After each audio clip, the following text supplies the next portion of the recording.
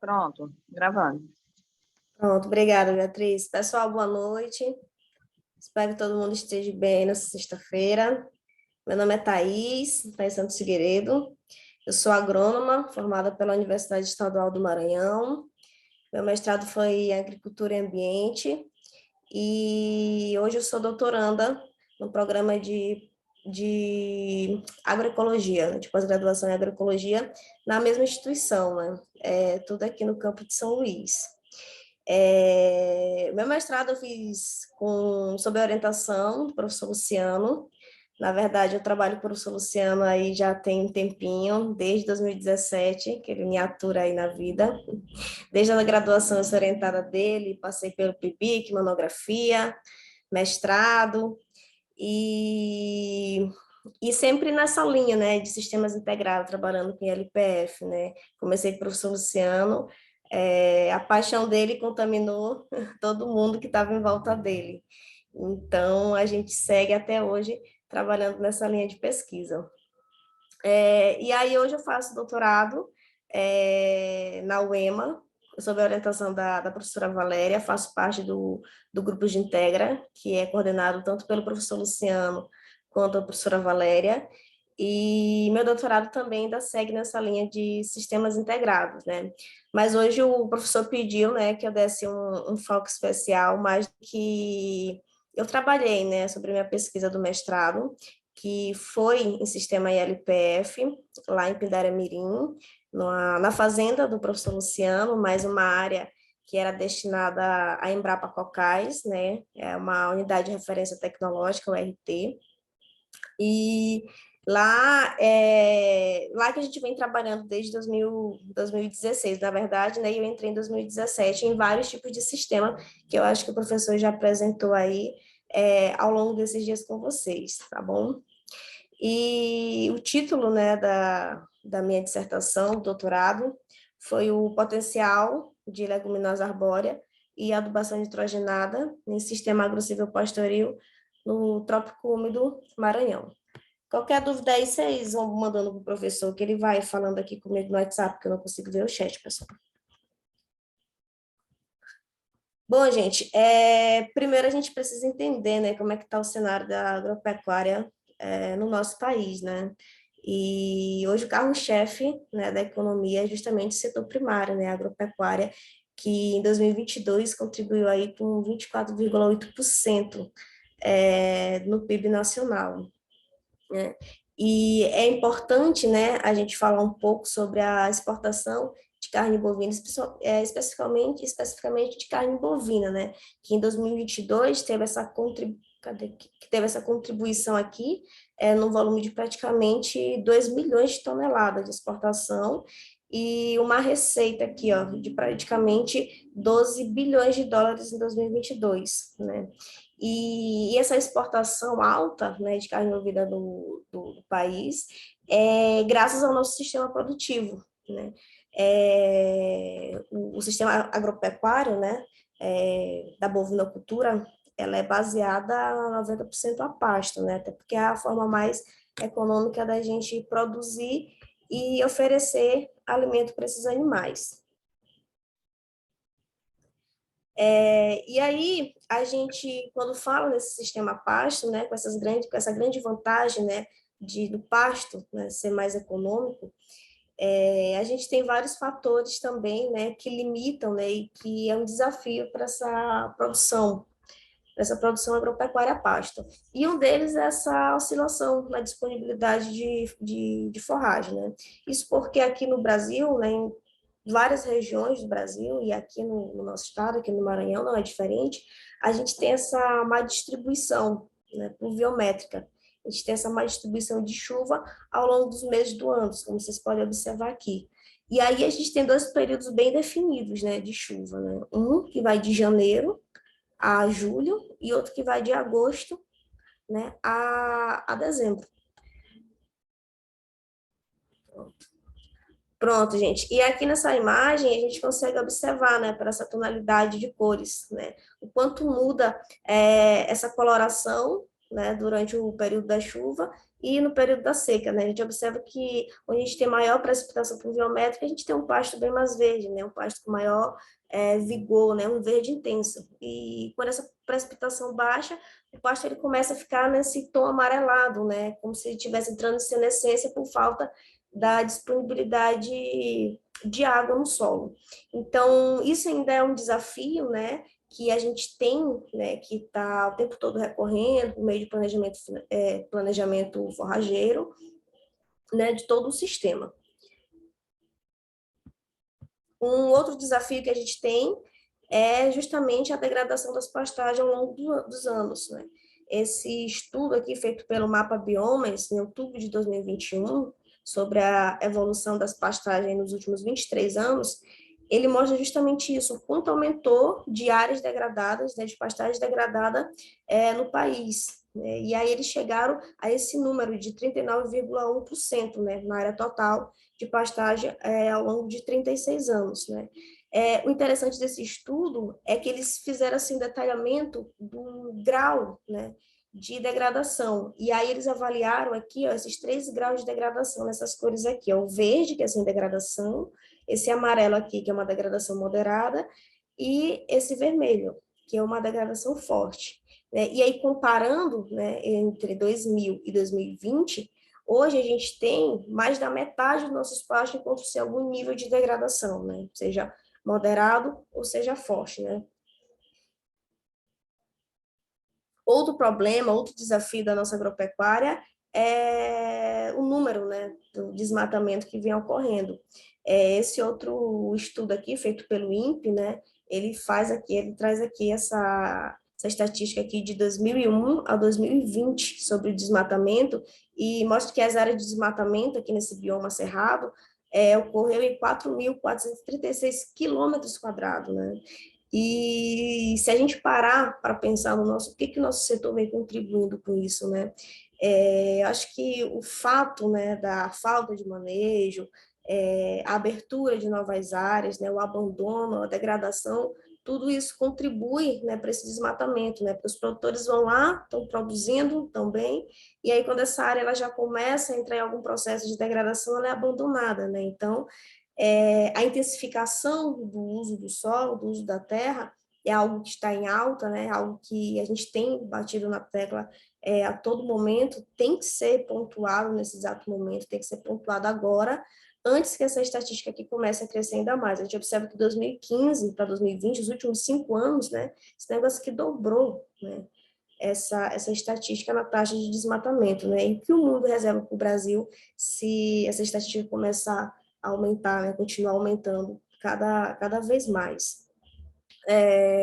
Aqui também é importante falar que a gente vê muitos focos de fumaça, né?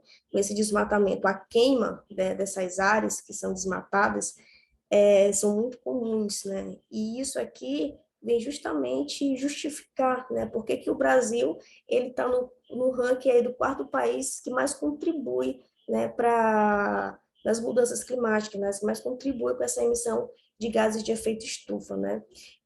Tanto pela agropecuária, por conta do desmatamento, quanto pelas agroindústrias, né? Esses setores eles realmente vêm contribuindo muito e justificam, sim, né?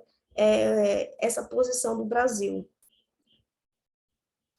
E aí uma alternativa para a gente vir, né, passar por esses desafios, né, a gente tentar é justamente fazer o uso de sistemas integrados, né, fazer o uso da intensificação do uso do solo, aumentar a eficiência do sistema produtivo, né. Nada mais é do que a gente tem que sair de um monocultivo, né, e fazer a adoção, fazer o uso de sistemas consociados, sistemas integrados, né, porque fazer uma área só de pastos, a gente pode colocar o milho, a gente pode colocar o eucalipto, a gente pode colocar o babaçu, a gente pode colocar qualquer outro componente arbóreo, né? Então, isso é intensificação, né? Isso é eficiência do uso do solo.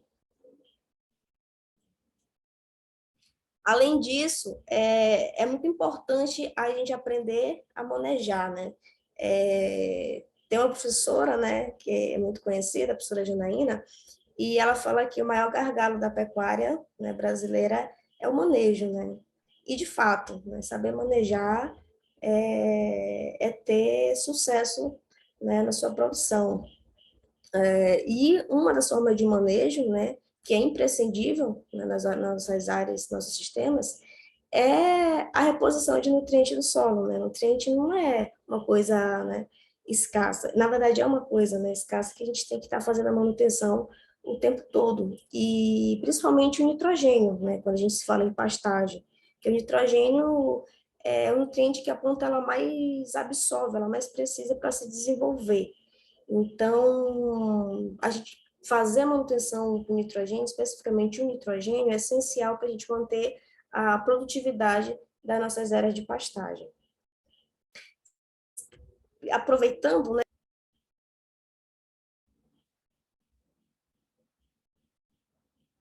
Pronto. Voltando que a gente estava falando de adubação nitrogenada, né?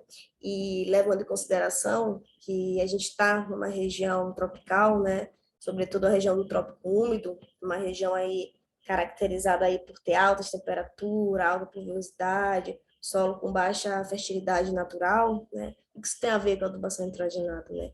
Tem a ver que a gente tem uma baixa eficiência da adubação nitrogenada, que o nitrogênio, né, existe várias pesquisas, né, que já mostram, já é uma coisa, né, que a gente bate muito em cima, que a gente tem muitas perdas, né, de nitrogênio por conta da adubação nitrogenada, né, por conta de altas temperaturas que vão provocar volatilização, alta precipitação pluviométrica que vai acarretar na lixiviação, e aí a gente vai entrar já na questão principalmente da poluição de lençóis freáticos, quando ocorre principalmente a lixiviação do nitrato, de rios, e essas condições edafoclimáticas do trópico úmido, são carro-chefe, né, para a gente sempre estar atento quando saber adubar, o momento certo e a hora certa para adubar. E aí, a adubação nitrogenada, né, com fertilizantes nitrogenados, sobretudo a ureia, que é a fonte mais utilizada no Brasil, principalmente por ter o menor custo de produção comparado a outras fontes, né, como sulfato de amônio, a gente tem, apesar delas serem mais baratas, né, a gente tem algumas desvantagens, que são justamente essas perdas, né, a perda por volatilização da amônia, a perda por lixiviação do nitrato e a emissão de dióxido nitroso, que é um gás que também contribui, né, para o efeito estufa, né, um gás de efeito estufa. E aí a gente tem algumas alternativas, né, que vêm aí a suprir a gente tentar minimizar, né, tentar reduzir o uso dessa adubação nitrogenada por conta dessas perdas que a gente tem que são muito altas, por conta do custo de produção que também eleva muito no bolso do produtor, fazendo uso de leguminosas, né, leguminosas que fixam nitrogênio atmosférico no solo, né, que fazem a fixação biológica de nitrogênio, a FBN. Essas leguminosas, elas contribuem, né, com o aporte de nitrogênio no solo, mas elas também contribuem com a ciclagem de nutrientes por meio da serrapilheira, né? Quando essas folhas caem, quando galhos, estrutura reprodutiva cai dessas árvores, né? Ou mesmo de leguminosas herbáceas, como soja, feijão, crotalária, essas partes das plantas, elas ficam ali no solo, né, e a partir daquele momento que elas entram em contato do solo, já começa o processo de decomposição, né, ou seja, acontece ali naquele momento, já começa a ciclagem de nutrientes, nutrientes voltando para o solo, né.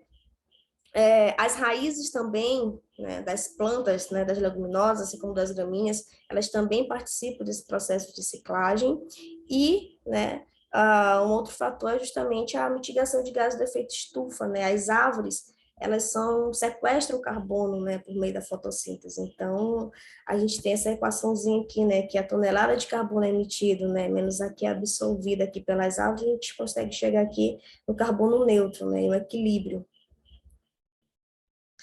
E aí, para o meu experimento, né, a gente acabou escolhendo a sabiá, que é a Mimosa narcisa pinifolia bente. Muita gente conhece também como unha de gato, sanção de campo. E por que a sabiá, né? A sabiá, ela é uma leguminosa arbórea endêmica do Nordeste brasileiro.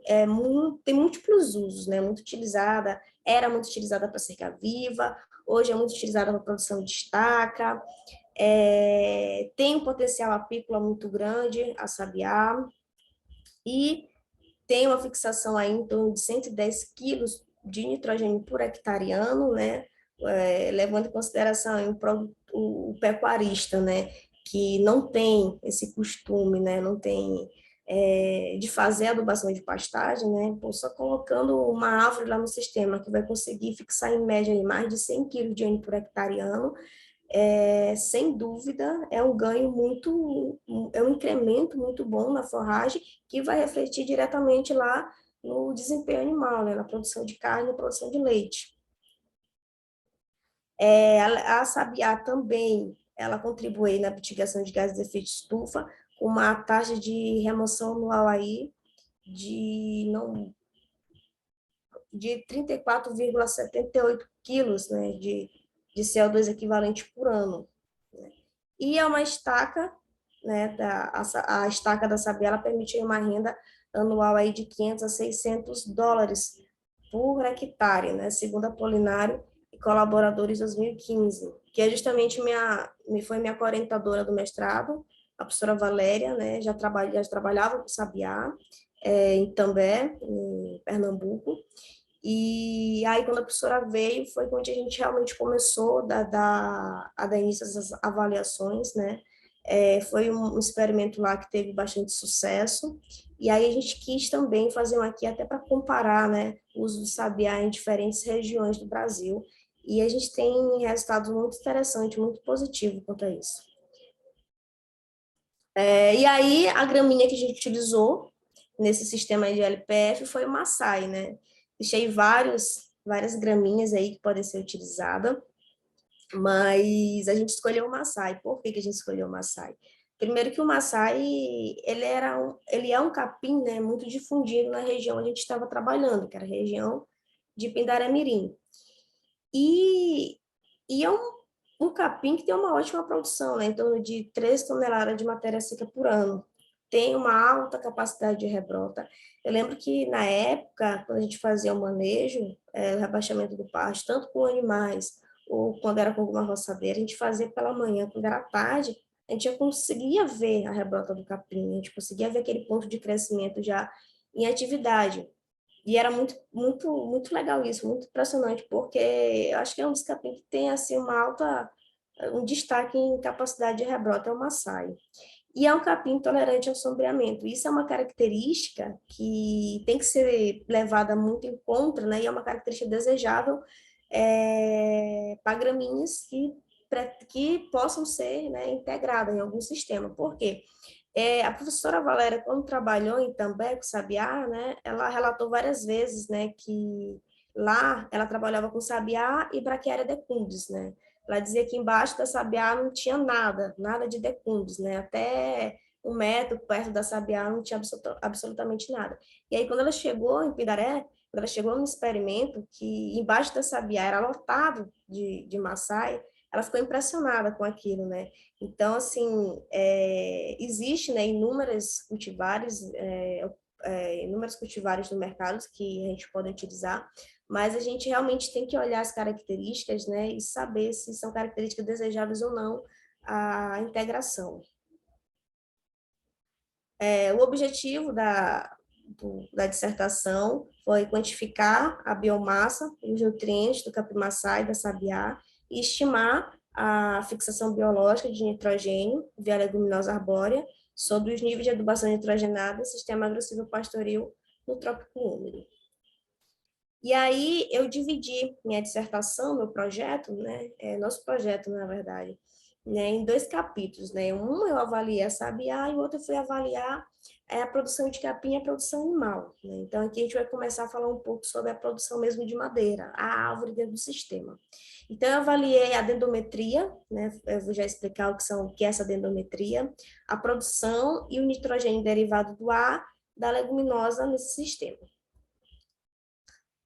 Então, eu avaliei as características, as variáveis geométricas, a biomassa aérea, né, porque eu só avaliei a parte de cima, eu não trabalhei com raiz da sabiá, avaliei a densidade da madeira para ver resistência, avaliei a composição química dessa sabiá, e a fixação biológica, né, que foi por meio da abundância natural do isótopo do nitrogênio, que é o N15, né, de diferentes frações em folhas e galhos da sabiá sob níveis de adubação nitrogenada.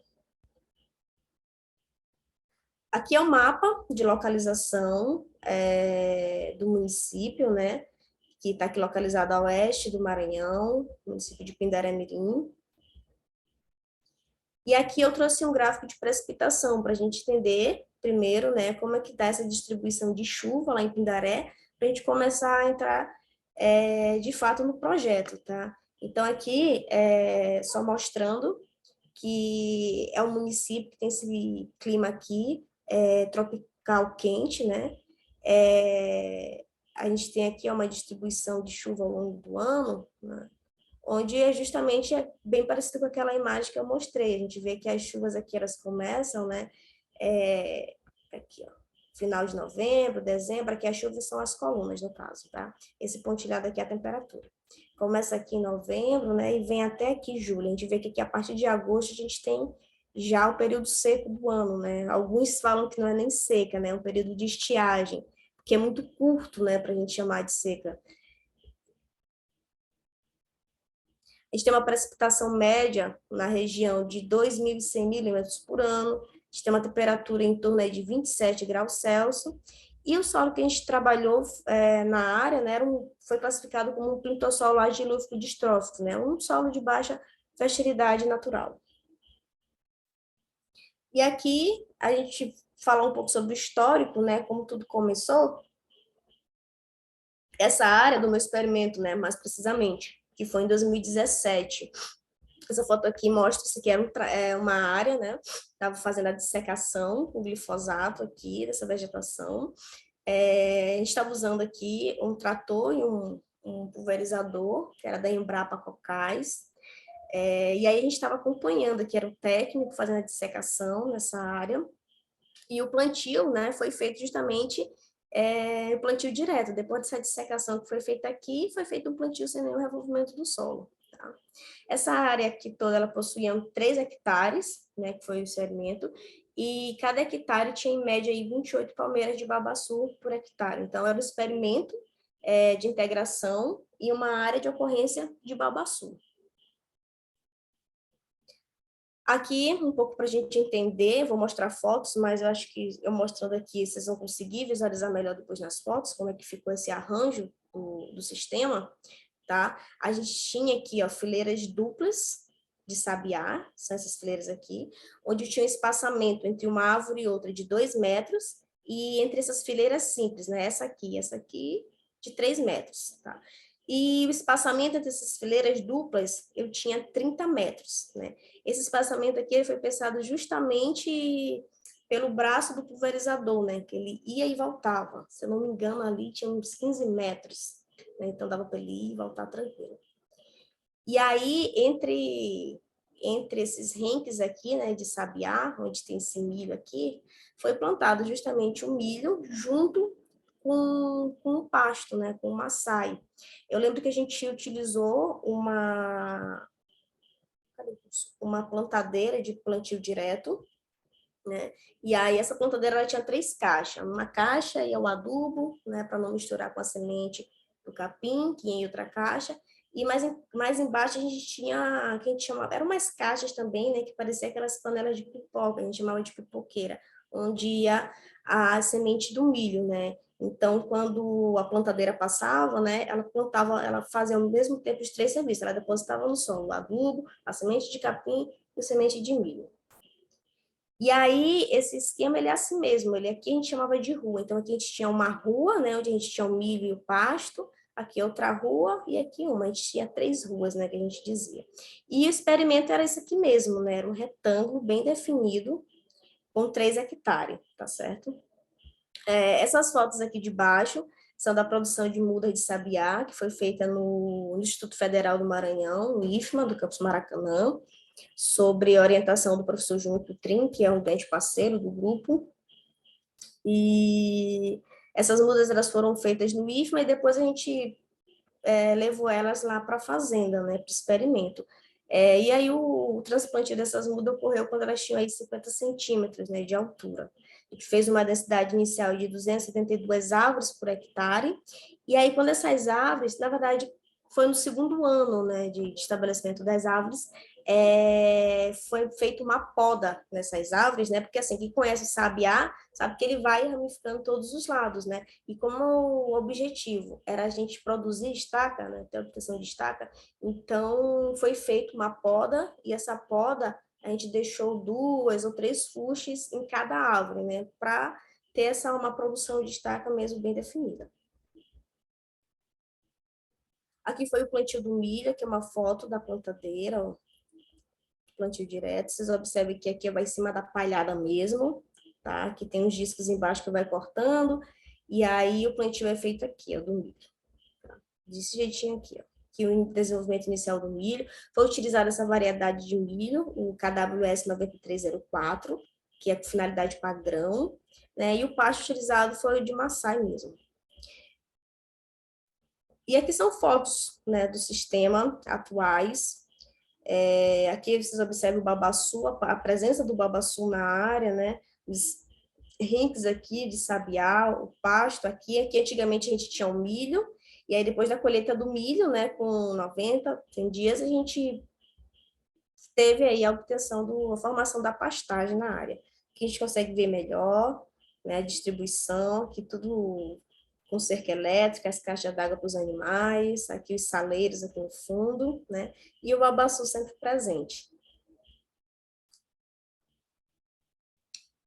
Aqui foi o delineamento experimental, né, aqui o experimento começou em 2017, a gente fez o plantio do milho, colheu, e aí quando foi em 2018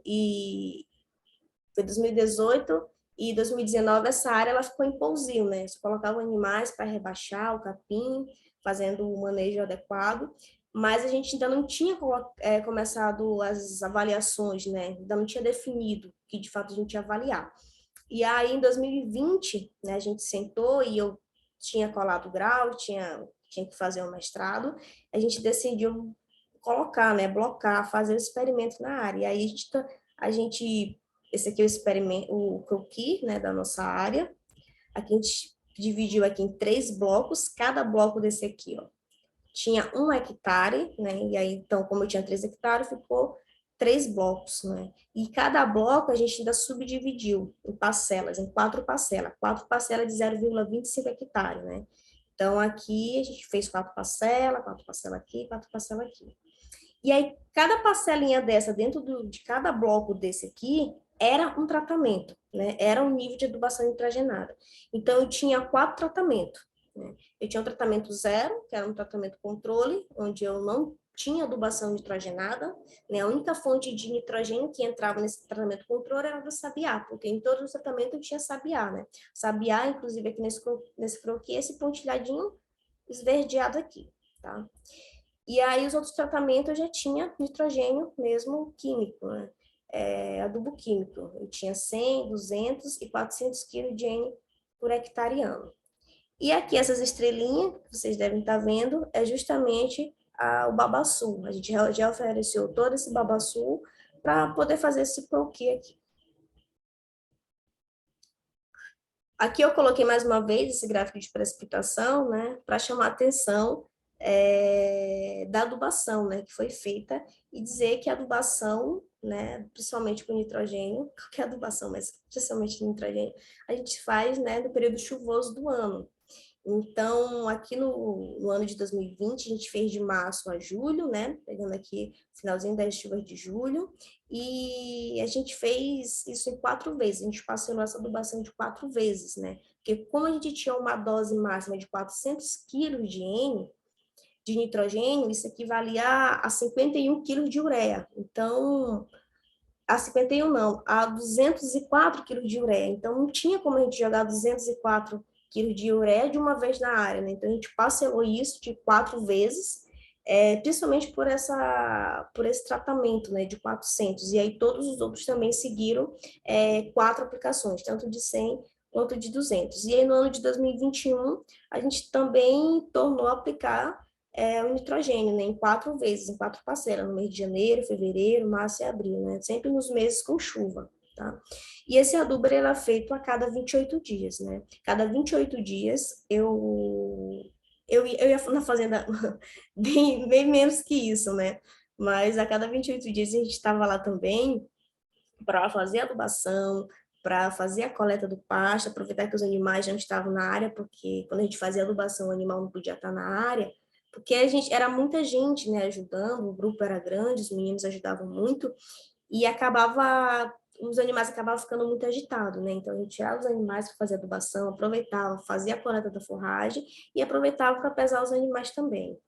E a adubação era feita assim, ó, de forma rústica mesmo, né, manual. E o manejo dos animais que a gente fazia na área também, né, a cada 28 dias a gente pesava esses animais e aproveitava e realizava controle tanto de ecto quanto de endoparasitas. Esses animais eles eram manejados sob lotação contínua na área, né, eles ficavam lá e com uma taxa de lotação variável. O que é isso?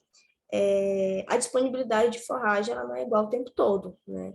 Então, todo mês que a gente fazia a coleta de forragem, saber quanto é que tinha lá dentro, a gente tinha que pesar os animais, né, para fazer o cálculo de oferta de forragem, né? Saber, tem uma quantidade X, né? Tem muita forragem, então a gente vai colocar o número a mais de animais. Tem pouca forragem, então nós vamos dividir, nós vamos diminuir, né? Então a gente chama de taxa de lotação variável. E aí a gente utilizou animais anelorados, né? Vocês veem aqui a característica dos animais, com um peso médio aí de 200 quilos, né, de peso corporal. E, em média, a gente utilizava 2 animais teste por piquete, né? Essa era a regra, tinha que ter 2 animais. Quando tinha muita forragem disponível, a gente colocava 2, 3, 4, 5 animais. Quando estava pouco, a gente diminuía, mas sempre a gente tinha que manter aqueles 2 animais dentro do experimento. O período de avaliação, né, aqui da Sabiá. Foram feitas 2 avaliações, né, 2 coletas durante o meu período de mestrado, mas a gente tem até 4, né, vai sair agora na publicação as 4 coletas, né. Eu só coloquei 2 porque, por questão de cumprir prazo, né, no programa, eu estava chegando no meu limite, eu tinha que defender, eu só tinha as 2, então eu tive que defender com as 2. E aí eu fiz 2 coletas, uma em setembro de 2020, que isso aqui é período seco, tá? Decorem isso, isso aqui é período seco, e maio de 2021, isso aqui é período chuvoso, né? No intervalo aí de 8 meses. Vocês observam que essa primeira e essa segunda imagem aqui foi em setembro, né? Como é que estava a forragem aqui, como é que estavam as árvores aqui, ó, poucas folhas, né? Essa primeira aqui, na verdade, a gente já tinha feito toda a coleta das folhas, a gente fazia toda a coleta dessas folhas, né? Mas, em geral, tinha bem poucas folhas nesse período aqui, né, do ano, em setembro. Já essa foto aqui é de maio de 2021, então aqui você vê que já está tudo muito verde, né, tem muitas folhas aqui. E aí a gente coletava, né, 6 árvores por cada parcela, a gente tinha 12 parcelas experimentais. Então, se a gente tinha 6 árvores, a gente fazia uma coleta aí total de 72 árvores por parcela. Era bastante coisa. Em setembro, no período seco do ano, a gente fazia até bem mais rápido, né? Porque não tinha tanta biomassa na árvore. Mas chegava no período chuvoso do ano, dobrava, né? Se no período seco a gente passava uma semana fazendo coleta, nossa, no período chuvoso era o dobro, era mais que o dobro. E aqui são as variáveis dendrométricas, né, que eu falei que eu avaliei. Eu avaliei o estande de planta, eu contava quantas árvores eu tenho em cada tratamento, quantas árvores eu tenho em cada piquete, para poder estimar isso depois para hectare. Avaliei o diâmetro da base a 50 centímetros do solo, tá?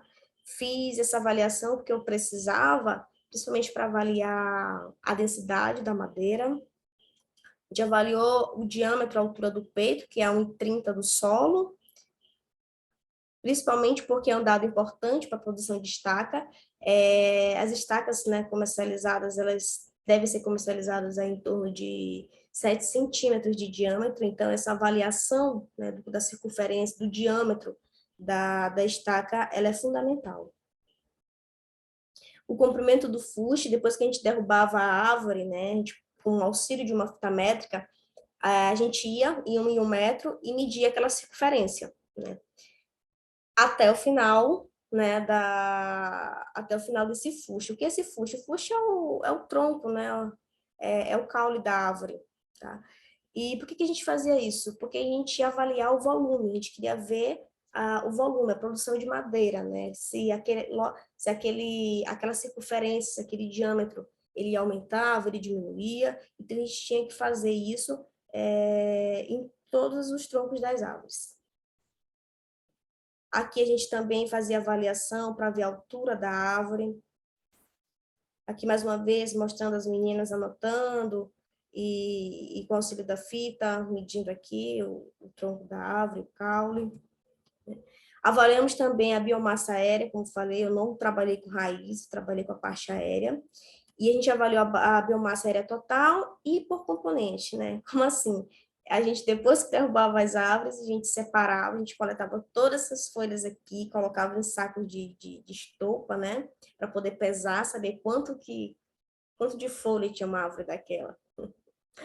E o que sobrava, né? O galho que sobrava, a gente separava o que era galho fino, né? Que tinha que menor que 4,9 centímetros, galhos médios e os galhos grossos, né? Para que nessa trabalheira? Para que tudo isso, né?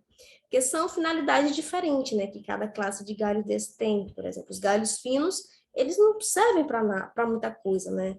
Em termo econômico, como as outras classes. Então, esses galhos finos, eles acabam caindo e ficando no solo, né? Então, ali acaba sendo uma proteção para o solo, porque aquele galho ele vai entrar em decomposição, tem uma relação carbono e nitrogênio muito alta, então vai ficar por mais tempo ali, entrando em processo de decomposição também vai ocorrer uma ciclagem de nutriente nesses galhos, né? Já os galhos médios, eles são muito utilizados para a produção de lenha, né?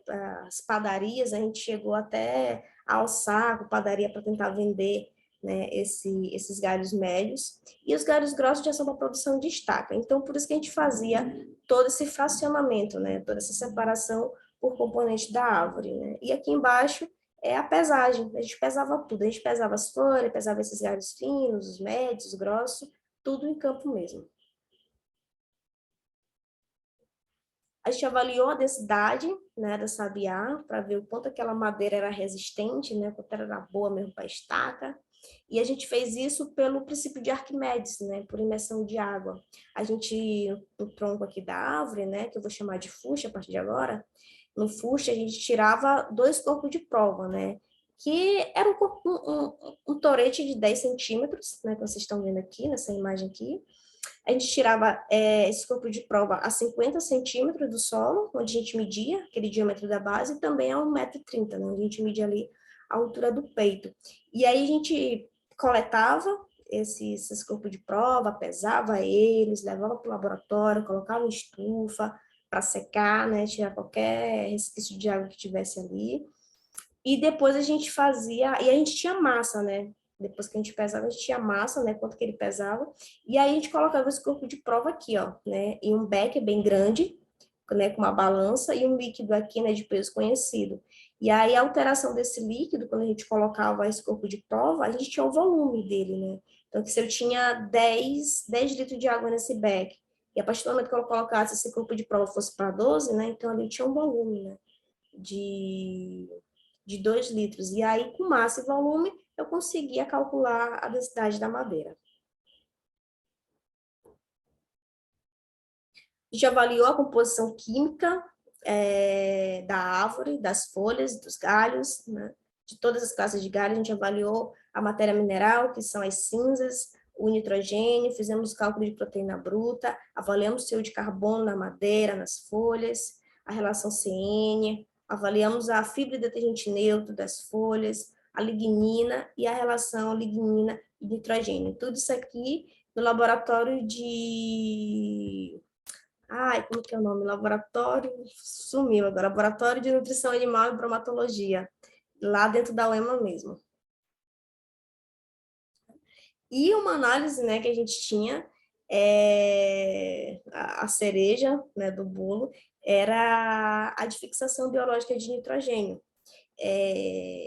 A gente mandava essas amostras, né, depois que das folhas, né, depois que passava todo o processo, né, que eu secava, que eu pesava, que eu moía elas, eu armazenava elas, embalava elas, e a gente mandava para a Universidade da Flórida, né, por meio da parceria com o professor do B, que foi orientador da professora Valéria, então a gente tinha essa facilidade, né, de ter essa parceria com ele. Então, toda a coleta que a gente fez, a gente enviava para o professor do bem. Inclusive, a gente está enviando a da última coleta agora, se Deus quiser, vai sair nesse mês de julho. E aqui só para mostrar, né, o programa que eu rodei, né, que eu usei para rodar a estatística, que foi o SAIS, né, para saber se um tratamento era melhor do que o outro, se uma média era maior que a outra, eu utilizei esse SAIS aqui. Aqui eu tenho os primeiros resultados das variáveis dendométricas da Sabiá. Aqui, ó, com exceção do stand, aqui eu tenho os dois períodos, né? Período de avaliação, setembro de 2020, período seco, e o maio de 2021, que é o período chuvoso, né? E o stand, né, foi a única variável, dentre as outras, dentro do diâmetro da base, da altura do peito, que é o comprimento do fuste, que é a altura e que é o volume. E o diâmetro foi o único que foi menor em maio em relação a setembro. Todos os outros, né, onde tem esse asão aqui, eles foram maior em relação a setembro de 2020, né?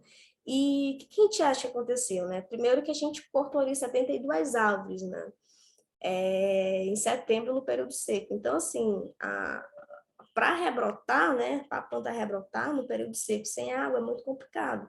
Então, realmente, a gente teve uma redução, né, no número de plantas por hectare, né? E sem falar que era uma época, setembro, outubro, né, uma época de vento muito forte, então tinha muito vento. Eu lembro que cada vez que eu ia no experimento, tinha uma árvore no chão, né?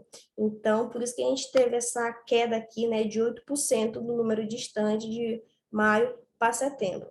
Mas em relação às outras variáveis, né, todas foram maiores em maio do que em setembro, né? Até porque a gente teve aí um incremento aí de basicamente 2 metros, né, em 8 meses, né? Isso principalmente por conta da precipitação na nossa região, que é muito alta, né? Quando eu comecei o experimento, em 2020, eu lembro que as árvores tinham uma média ali de 5, 6 metros de altura. Quando eu terminei, que eu fiz a última coleta, em fevereiro de 2022, as árvores estavam com 10 metros. Assim, cresce muito, né, em 10 anos. Em 10 anos, não, em 2 anos. Aqui mostrando, né, o diâmetro, né, o quanto cresceu também. Aqui eu tenho os resultados da biomassa, né, da sabiá, biomassa da densidade, sobre os níveis de adubação, né? Tanto a biomassa em todas as classes, né, folhas, galhos, nas 3 classes, e a densidade, elas não diferiram estatisticamente, esses valores, eles foram iguais, né? A gente acredita que a sabiá é uma leguminosa, né? Uma leguminosa que tem um metabolismo fotossintético C3, né? E plantas que têm esse metabolismo, elas demoram mais a assimilar o nitrogênio do que é comparado com uma gramínea, né? Que tem um metabolismo C4, né? Tanto que você planta no mesmo dia uma gramínea e uma leguminosa, a leguminosa demora muito, muito para nascer do que em relação à gramínea, né? Eu estou trabalhando hoje em consórcio e eu estou vendo isso, né? Tô trabalhando com duas plantas ali bem parecidas, né? Estilosante e uma braquiária. E aí eu plantei elas duas junto e assim, o capim foi embora crescendo e o estilosante está vindo ali, ó, devagar, devagar, devagar. Então a gente acredita que por conta da planta ter esse metabolismo, né, fotossintético C3, a gente não conseguiu observar essa diferença estatística nesse primeiro ano, né? Mas pode ser que quando a gente juntar com os dados do segundo, a gente já consiga observar alguma coisa, né? A gente ainda não juntou. Mas vamos ver o que vai sair. Esses dados aqui são da densidade básica da sabiá, nos dois períodos, né? Período seco, setembro e maio chuvoso. A gente também observa aqui um incremento aqui, ó, para o diâmetro da base de 14% e da DAP de 40%, né? Foi 8 meses, né, de diferença de uma variação para outra. Então, realmente, a gente teve um bom resultado, né, dessa densidade.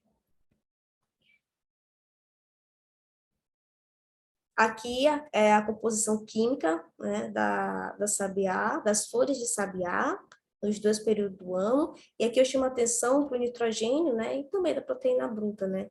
o quanto aumentou em maio em relação a setembro, né? Em setembro, as folhas estavam dando 19, em maio deu 26, né, por cento de proteína bruta. Então, assim, a água, né, ela é essencial para o valor nutritivo da planta, né? Sem água fica muito complicado, né?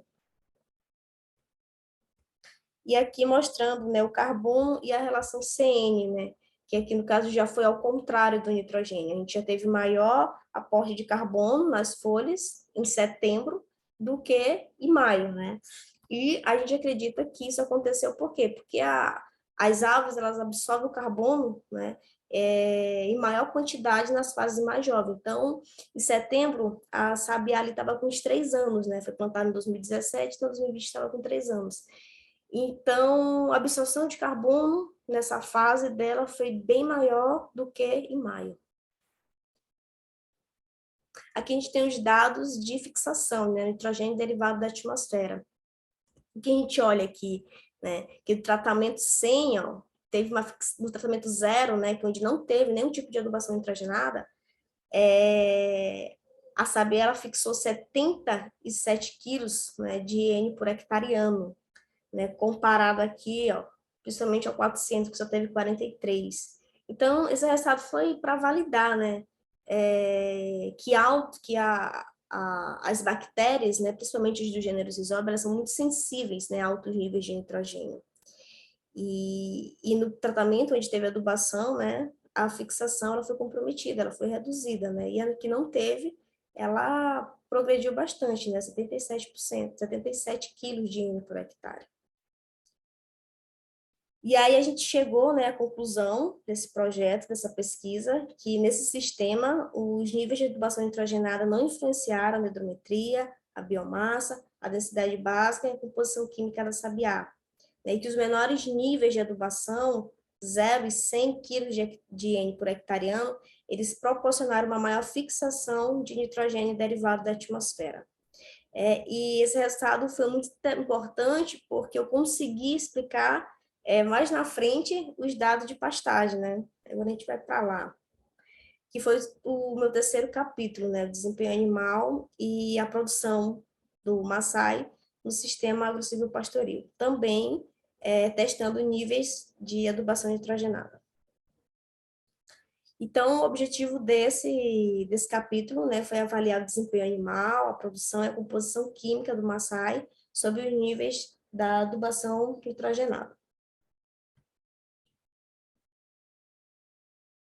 O pasto, como eu já falei, a gente fazia avaliação em intervalo de 28 dias, né? Era o ciclo de avaliações. E eu fiz 12 avaliações, né? Fiz um ano, né? De junho de 2020 a maio de 2021. E aí eu utilizei, né, uma metodologia, né, que é muito conhecida na área da forragem, que é de dupla amostragem, de Redox Shaw. Eu utilizei um quadrado, né, de 1 metro quadrado, colocava esse quadrado no chão, e tudo que estava dentro desse quadrado de forragem, eu cortava. Né? Cortava tudo, pesava tudo. Depois que eu pesava tudo, eu ia separar o que era verde, o que era forragem verde, o que era forragem senescente, para eu poder fazer essas avaliações químicas separadamente, né? O verde do senescente. Fazia avaliação de altura, né, com uma régua. Isso aqui era uma régua improvisada que a gente fazia, isso aqui era uma fita métrica que a gente colava no cano, e a gente pegava 30 pontos, né, em cada piquete para fazer a média dessa altura, né. Isso aqui é uma foto também mostrando o corte da forragem que a gente fazia. Aqui a pesagem, fotos da pesagem, da balança. Tá. Aqui a separação, que era a forragem verde, que era a forragem senescente. E aí, a partir disso, né, depois disso, a gente ia para o laboratório. A gente fazia as análises, né, análise de matéria mineral, análise bromatológica de composição química, né, com auxílio aqui da mufla, e fiz o do nitrogênio também, né, para estimar a proteína bruta. Tudo no laboratório lá da UEMA, né, o LANAB. O desempenho animal, eu não consegui fazer durante o ano todo, né? A gente teve o problema com chuva, que a gente não conseguiu manter esses animais no pasto. Então, a gente conseguiu avaliar aqui nos meses de junho, julho e agosto de 2020, e fevereiro, março, abril e maio de 2021, certo? A gente utilizava uma balança eletrônica, a gente tinha um curral, esse curral móvel da Embrapa Cocais, que o professor Luciano conseguiu levar lá para a fazenda. E a gente avaliou a taxa de lotação, o ganho médio diário, né, e o ganho por área desses animais. Também a gente utilizou o SAIS, né, que foi o programa estatístico. E aqui a gente tem os resultados da produção do capim-maçai, né, que é a massa de forragem total, né. O que a gente observou aqui, que a gente tem essa massa, né, correlacionada com os meses do ano, né, com os ciclos, né, os intervalos de avaliação. Esse pontilhadinho aqui que vocês vão ver a partir de agora nos gráficos é a precipitação pluviométrica.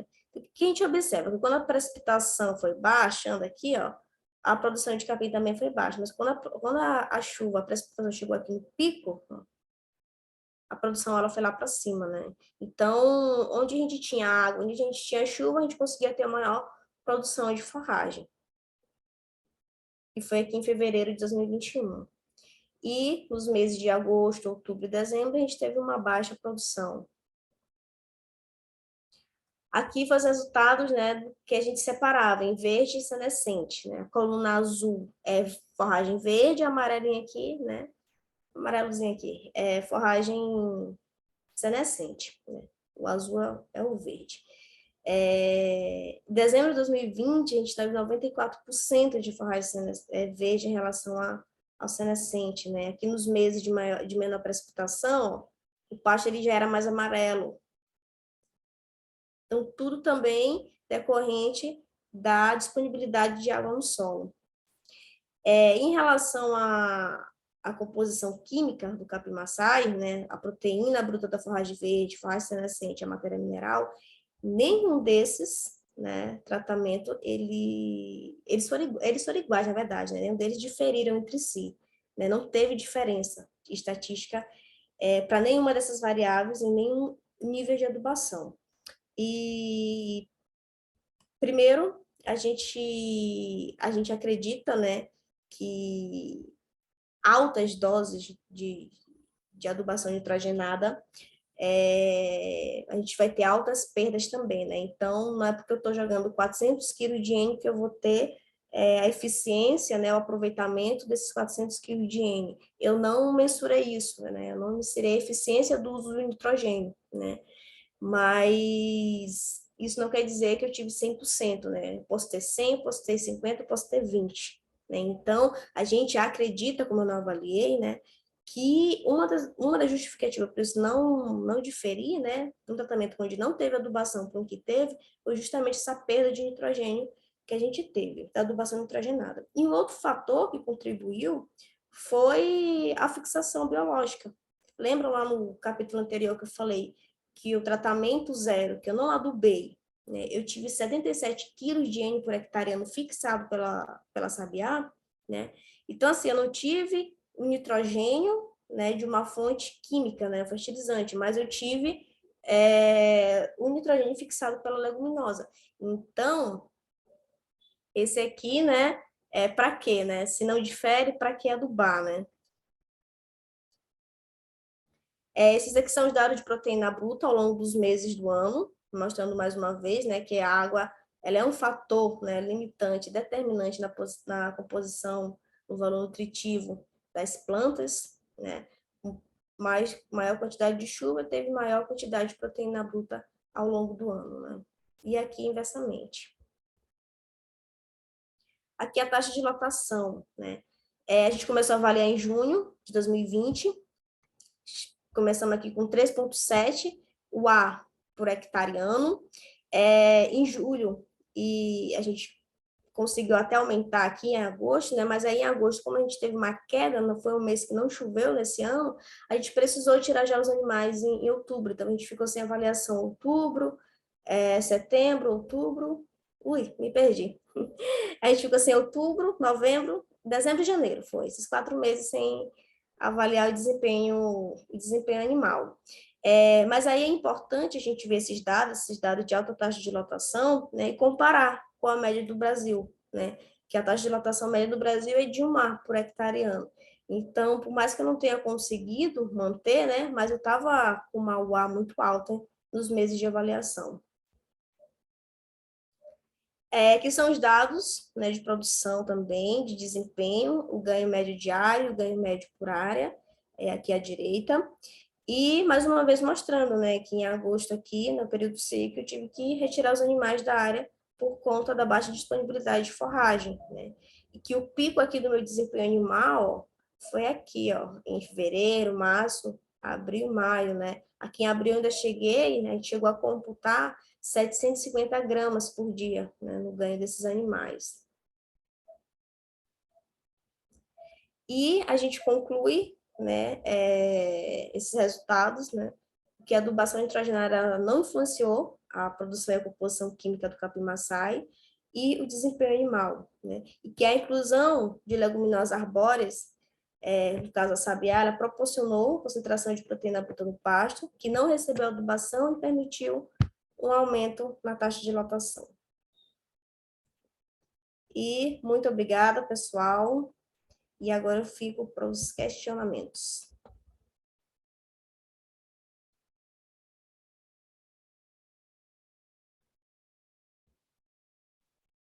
Oi, testando. Oi, professor. Thaís, parabéns pela apresentação. Tinha certeza Obrigada, que ia professor. ser bastante rica em termos de informações, porque você foi quem fez todas as etapas aí desse experimento, né? E enriqueceu aí muito em termos de tudo que eu já tinha falado nos dias anteriores, em termos de maiores detalhamentos, né? Então, eu só tenho a agradecer. Eu não sei se alguém que está acompanhando tem alguma pergunta, pode ficar à vontade, que a Thaís vai ficar nesse primeiro momento conosco. E depois eu vou dar continuidade apresentando outros dados também lá da URT. A Thaís, ela trabalhou mais na área com sabiá e babaçu, né, Thaís? Isso, professor. Principalmente essa questão do efeito aí do sabiá na que é uma leguminosa, né, na questão da Uhum. contribuição para o nitrogênio aí no solo, né, esses Isso. estudos aí dos isótopos. Beatriz, tem alguma pergunta? Então, oi? A, a Valéria, né, Thaís, a Valéria está parabenizando aí pela sua apresentação. Eu, particularmente, gostei Obrigada, também Val. muito, viu? Falou com muita clareza, com muita calma, até porque todo o trabalho foi você mesmo que fez. É que eu Então, fui Thaís, muito orientada na obrigado calma aí, professor, e há uma mais de boa 5 noite. anos. A gente vai dar continuidade aqui aos nossos trabalhos, tá bom? Tá bom, professor, É, obrigada. Valo agora e voltar daqui a pouco. A gente vai fazer um intervalozinho de 15 minutos e aí a gente volta, eu volto nessa segunda etapa. Muito obrigado. Boa noite, Thaís. Tchau. Obrigada, professor.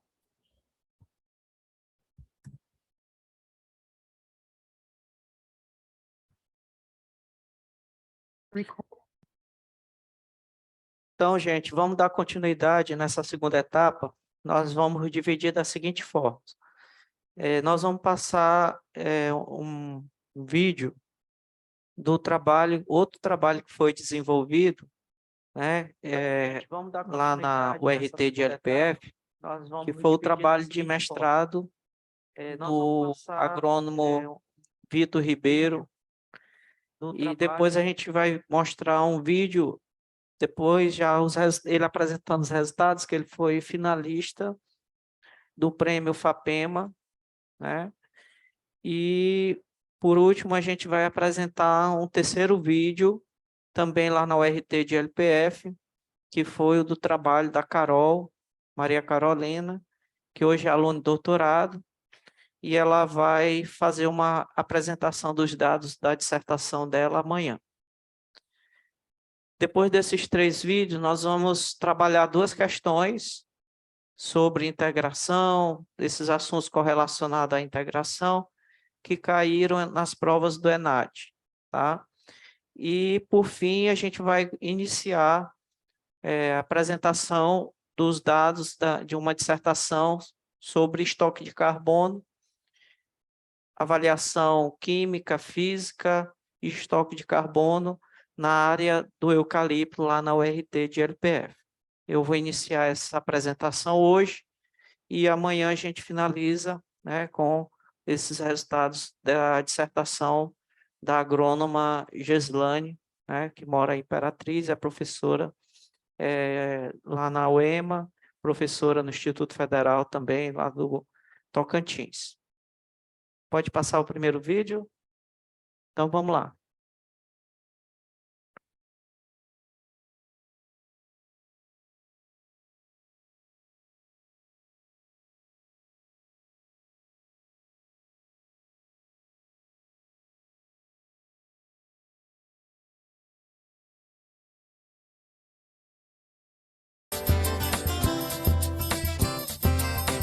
Posso colocar o som?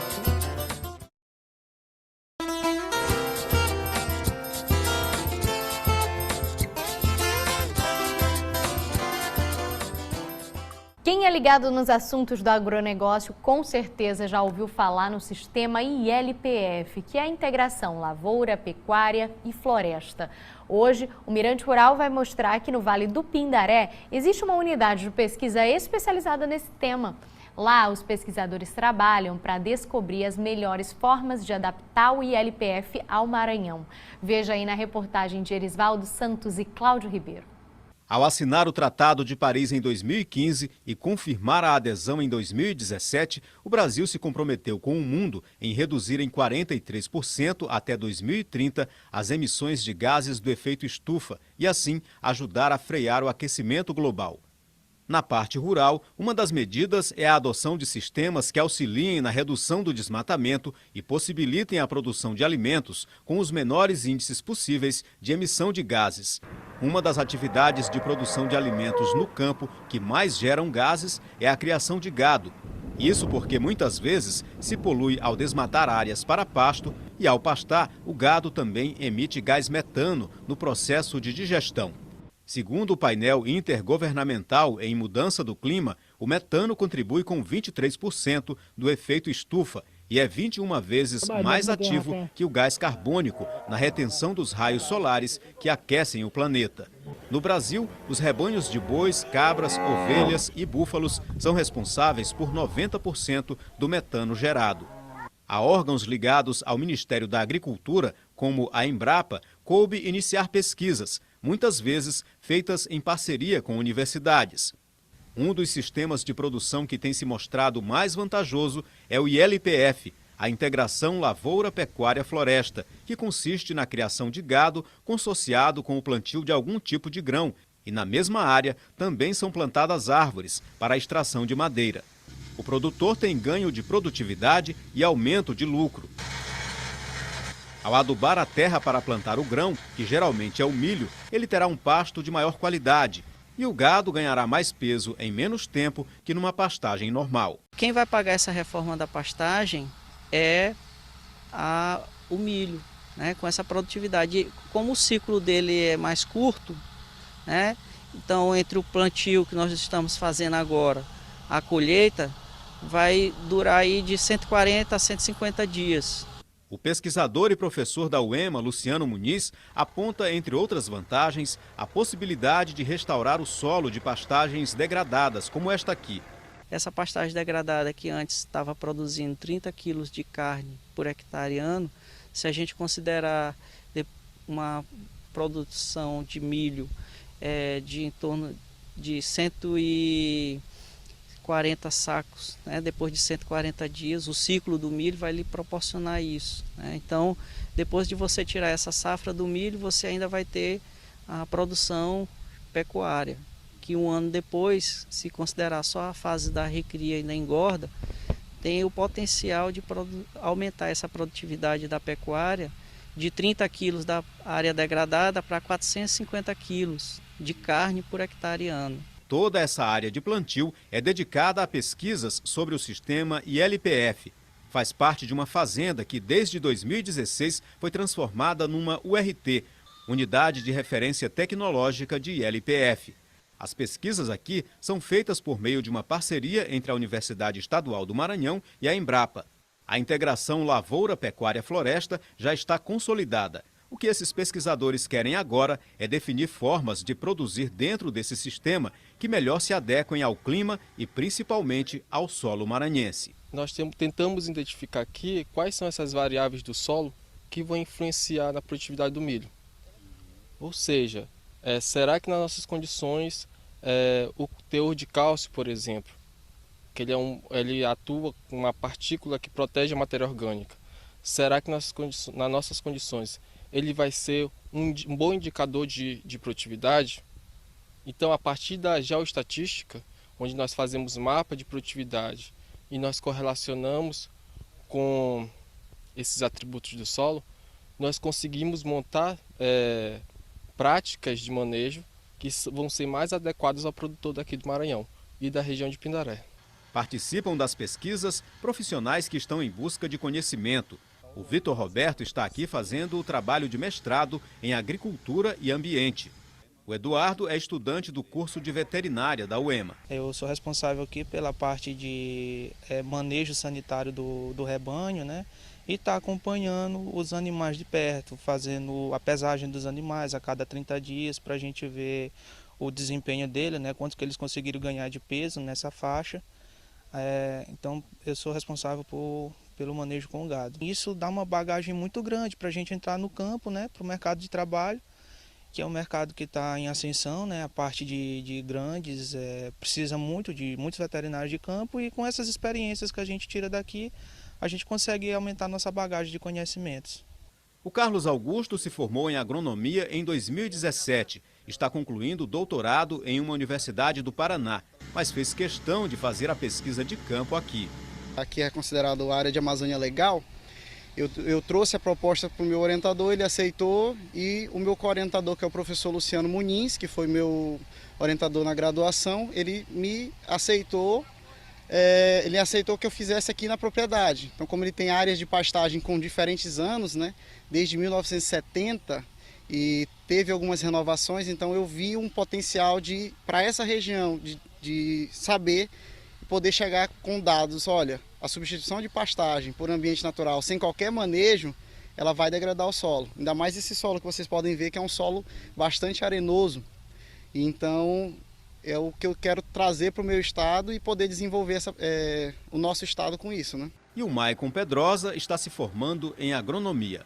O objetivo aqui é aprender, pegar esses conhecimentos aqui e aplicar em outra região, que vamos fazer outra URT, que é a impulsão de pedras, só que lá, o objetivo lá é o apoio à cadeia produtiva do leite.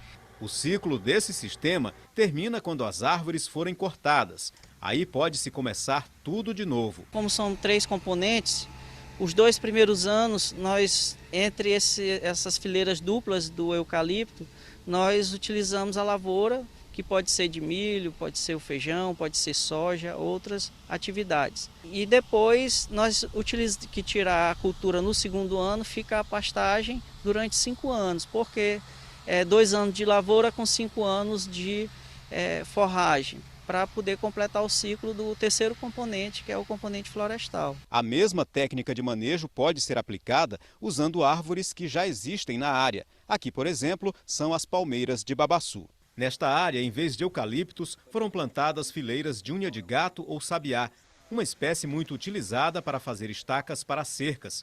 Aqui o milho já foi colhido e o capim cresce viçoso, sem que as palmeiras precisassem ser derrubadas. E nós nem falamos da sombra que as palmeiras farão para o gado que vier pastar aqui. Essa é apenas mais uma das vantagens.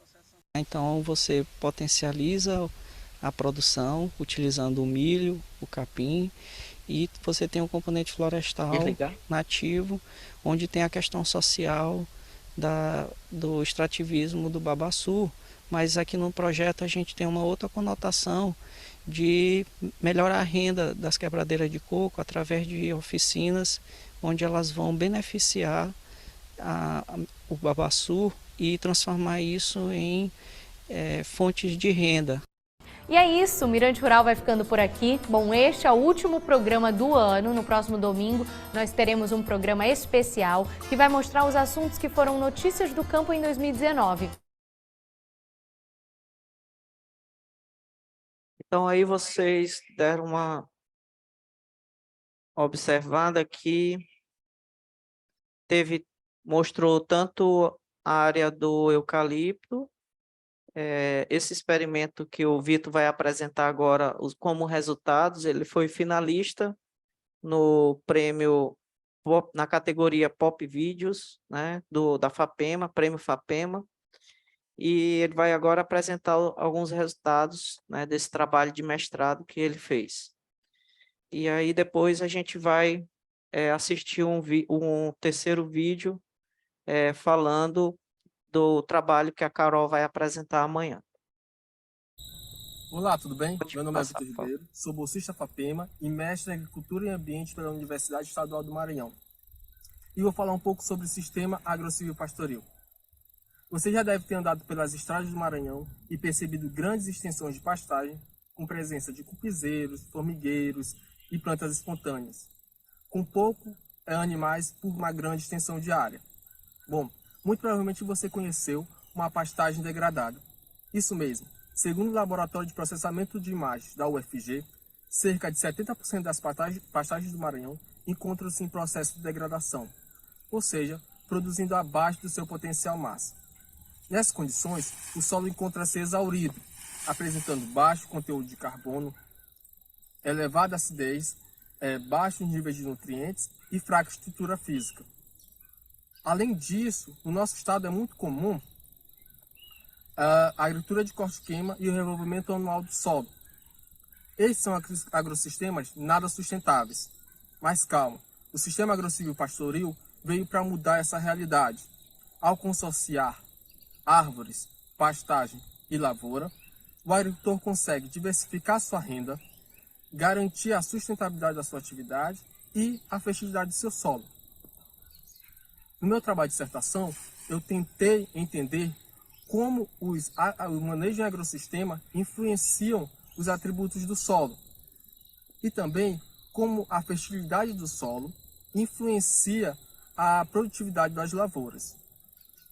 Um dos resultados que encontrei foi que, em sistema agrocivil-pastoril, os teores de cálcio e o carbono associado aos minerais, ou seja, o carbono estável, são favorecidos. Outro resultado é que a resistência à penetração e o carbono associado aos minerais, carbono estável, ele influencia a produtividade do milho. Só para vocês terem uma ideia, a cada uma unidade que é aumentada na resistência à penetração, o produtor diminui cerca de 330 quilos de milho por hectare. Já o carbono associado aos minerais, ao aumentar uma unidade de carbono, o agricultor consegue aumentar 110 quilos de milho por hectare. Isso garante ao produtor, utilizando manejos conservacionistas do solo, uma economia de R$ 650 por hectare. Isso é sistema agrocivil-pastoril. Isso é sustentabilidade.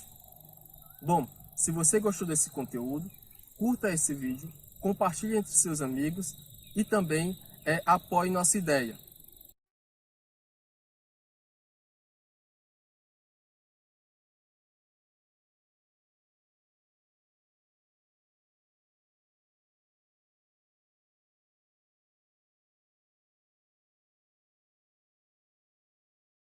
Agora vamos mostrar um trabalho de pesquisa que trata de melhorar a qualidade do pasto para aumentar a produção de carne bovina no Maranhão.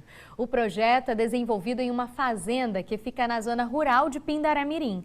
Lá, pesquisadores e alunos utilizam o espaço para pôr em prática experiências desenvolvidas em sala de aula voltadas para fortalecer a produção no campo. Um ambiente cercado de novidades. Pesquisadores e estudantes utilizam o espaço para pôr em prática experiências desenvolvidas em sala de aula, voltadas para fortalecer a produção no campo. O projeto desta vez trata de melhorar a qualidade do pasto para aumentar a produção de carne bovina. Foram separados 4 blocos com capim da espécie braquiarão. Em cada um foi utilizado um tratamento. O produto é o mesmo, o que diferencia é a quantidade de adubação aplicada. Este grupo de estudantes vai acompanhar o processo de desenvolvimento do pasto até a fase final. Depois vai ser feita uma avaliação para então definir qual procedimento gerou mais benefícios aos animais. Caroline está concluindo o mestrado em Agricultura e Ambiente na UEMA de Balsas. Ela é responsável por este bloco. Essa quantidade de capim que a gente pode perceber aqui, ela vai nos fornecer uma grande quantidade de matéria orgânica, né, de serrapilheira, que vai justamente disponibilizar mais nutrientes. Então, o que a gente está testando são 4 doses diferentes de nitrogênio e espera que a gente possa, qual vai ser essa melhor dose, com acúmulo, né, de forragem que já tem no solo. Então a gente espera que qual a melhor dose que vai ser aplicada, qual que a gente vai indicar para o produtor, a menor dose, a média dose, a maior dose, e assim ter essa resposta para os nossos produtores, para nós enquanto estudantes, e fazer essas publicações para o meio científico e que chegue principalmente nos nossos produtores. Rodrigo cursa o 7º período de agronomia em São Luís e faz questão de cair em campo em busca de conhecimentos. Com nossos colegas de turma, isso fica bem mais rápido de aprender, a gente troca informações, então é muito aproveitoso. Esse experimento de pastagem é mais um dos projetos desenvolvidos nesta fazenda, que fica na zona rural de Pindaré Mirim, e já é reconhecida pela Embrapa Nacional como unidade de referência tecnológica. Tudo começou em 2015 com o projeto Integração Lavoura, Pecuária e Floresta, que possibilita ao produtor utilizar o mesmo espaço para até 3 tipos de produção, reduzindo gastos, gerando lucros e respeitando o meio ambiente. Nesta experiência aqui foi utilizado o eucalipto, mas os pesquisadores descobriram que esse sistema de integração lavoura, pecuária e floresta pode ser utilizado também até plantas nativas da região. O que a gente tem desenvolvido aqui são diferentes tipos de LPFs tentando adaptar, né, integração lavoura, pecuária e floresta para o estado do Maranhão. Então a gente tem essa área aqui com eucalipto, marandu e eucalipto, que é o ILPF mais tradicional que tem no Brasil, né? Quando você usa árvores é eucalipto, mais um capim. Só que a gente tem outras 2 realidades aqui tentando adaptar para o estado, que aí é o sabiá, que é uma nativa, né? Sabiá ou unha de gato. E a gente está usando ela como árvore também no sistema, mais o capim. E tem a questão do babaçu. É uma espécie nativa que ela é muito agressiva, então ela vem naturalmente, né? Você anda o Maranhão inteiro, a área de consórcio de pastagem com babaçu. Então a ideia é tentar trazer a rentabilidade para o produtor também, deixando essa espécie florestal. O professor Luciano Muniz explica as vantagens que o produtor pode ter ao adotar esses métodos. Essa tecnologia ela já é bem consolidada em todo o Brasil. O que nós estamos adequando para nossas realidades aqui da região de Santa Inês, e como alternativa de recuperar aquela pastagem que estava degradada, que tem uma produtividade média por hectare ano de 30 quilos de carne por hectare ano, tentar melhorar isso para o pecuarista. De que forma que nós vamos melhorar? Dando uma alternativa mais barata de fazer uma lavoura de milho consorciada com o capim, que 150 dias depois desse milho plantado eu vou conseguir ter uma receita, e depois de tirar do milho e comercializar do milho, eu estou com o meu capim dessa forma que vocês estão vendo. Esse pasto no primeiro ano ele tem um potencial de produzir em média 27 arrobas. Aqui a gente, nesse primeiro ano, a gente está conseguindo já, com os dados nossos aqui, de 400 quilos de carne por hectare ano. Luciano explica também que a região já tem estrutura para desenvolver todas essas tecnologias. Atualmente, nós estamos passando por um processo de adequação dessa tecnologia. Existem gargalos para que uma lavoura de milho seja conduzida de forma adequada e econômica em uma região de pecuária, mas que a gente está encontrando apoio em empresas que estão entendendo essa dificuldade, e hoje a gente já tem empresas de maquinários agrícolas aqui na região que possam dar esse suporte, que antes não tinha. Seu Antônio Barbosa é um dos maiores criadores de gado da região do Vale do Pindaré e futuramente pretende adotar o sistema de integração nas fazendas dele. Eu não utilizei ainda, mas vou utilizar, porque é a melhor maneira para baratear o preparo do capim. Então, como eu já venho fazendo análise das minhas terras, colocando calcário, adubo e semente boa, então para baratear o capim, eu vou plantar o milho no próximo ano. É ótimo demais, a gente tem que fazer isso, a gente tem que se adaptar, viu? Uma experiência nova, né? Experiência nova, e nós temos que seguir a ela, porque é ótimo, viu? Mais uma experiência que promete ser um modelo a ser seguido pelos produtores são as cercas elétricas alimentadas por placas solares. Esta aqui, por exemplo, tem capacidade de gerar até 9.000 volts, suficientes para 3 quilômetros de cerca. Um investimento de baixo custo e que faz bem para a natureza. É mais barata, né? Você pode ver aqui, né, a distância entre estaca é de 30 metros entre uma estaca e outra, enquanto aqui na convencional são 3 metros. Ao invés de 5, 6 fios, eu uso só 3. E se feita de forma correta, né, ela contém um animal bem melhor, não causa problema de rasgo de pele do animal. Então, tem uma série de vantagens, né?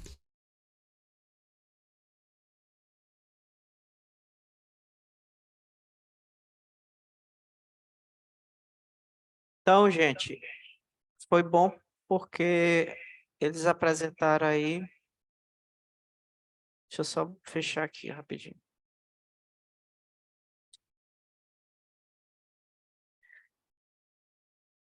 Algumas informações adicionais, né, do que a gente vinha discutindo, como, por exemplo, a questão da cerca elétrica, né? A questão dos gargalos para a integração lavoura-pecuária acontecer, que é a necessidade de maquinários, né? Então, o bom do vídeo e da reportagem é que acrescenta de forma um pouco mais dinâmica, né? Muitas informações que a gente vinha falando aqui ao longo do curso. Então, agora, eu vou abrir aqui outras duas questões das provas do ENAD, né? Que é para poder a gente discutir um pouco, para ver se a gente consegue responder baseado aqui nos conhecimentos aqui do nosso curso, né? Deixa eu só compartilhar aqui com vocês.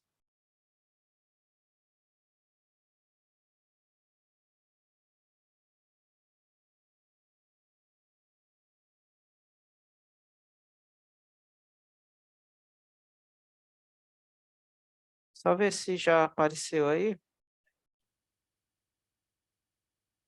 Essa prova do ENAD, tá? Essa prova do ENAD é a prova de 2004. Nós vamos pegar a questão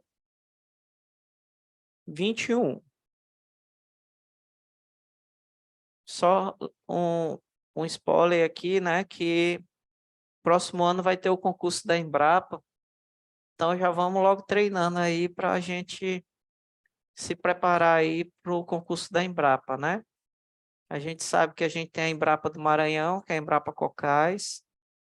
Então vamos começar logo estudando para os concursos aí para poder a gente ocupar essas vagas também, né? Olha que interessante, né? A gente pensa assim, a integração, mas ela é muito além da multidisciplinariedade da integração, tem muitos outros assuntos envolvidos, como mudanças climáticas, efeito estufa. Essa questão mesmo é sobre efeito estufa, né? Então, observe a questão 21, eu vou dar um tempinho aí para vocês responderem e analisarem, mas eu vou ler aqui rapidamente para vocês. O efeito estufa ele pode ser definido como a absorção da radiação de ondas longas refletidas pela Terra, por gases da atmosfera, como dióxido de carbono e metano etérico, atividades antrópicas têm contribuído para elevar a concentração desses gases na atmosfera, o que poderá ocasionar um aumento na temperatura média da Terra. A esse respeito, relacione as atividades agropecuárias apresentadas na coluna da esquerda com seus correspondentes impactos no efeito estufa indicado na coluna da direita.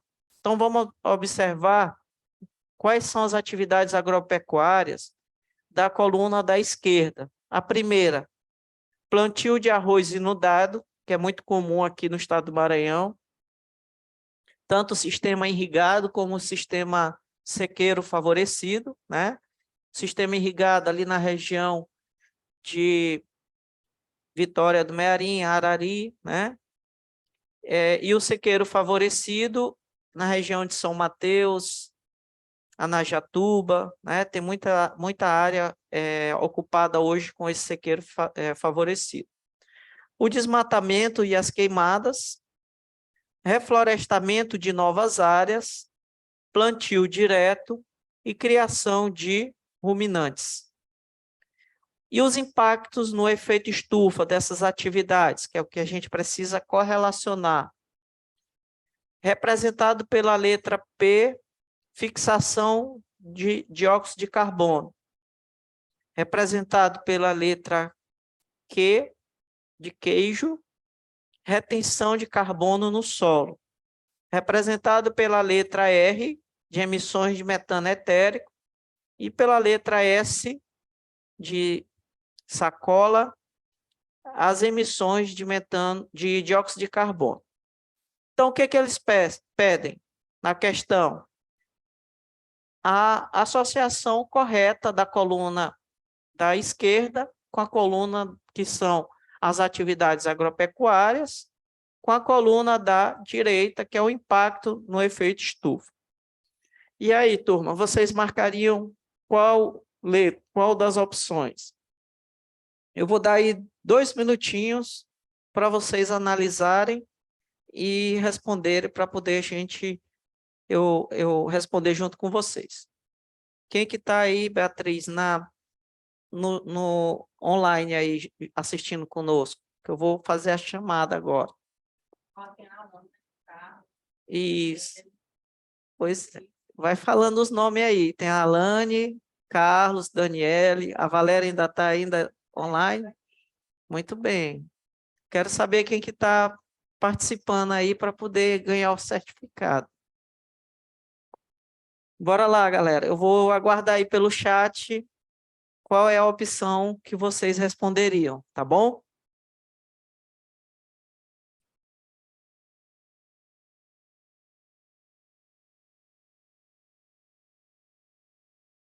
Isso.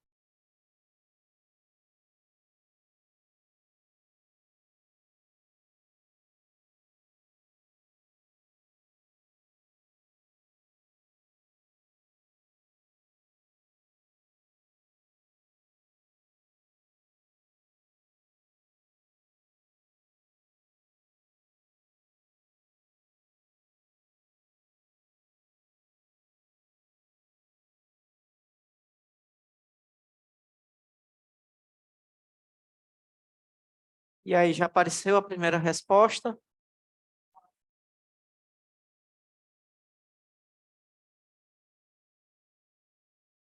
Já começa a contar agora, né? Quem que vai fazer a primeira sugestão aí?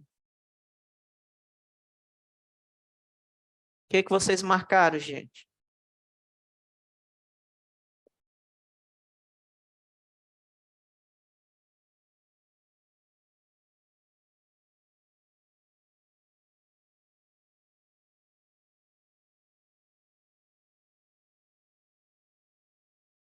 Vamos lá, Valéria, Daniele, Sebastião, Carlos, André, Vitor. Qual foi a opinião de vocês aí? A Joyce. Tem mais alguém, Beatriz?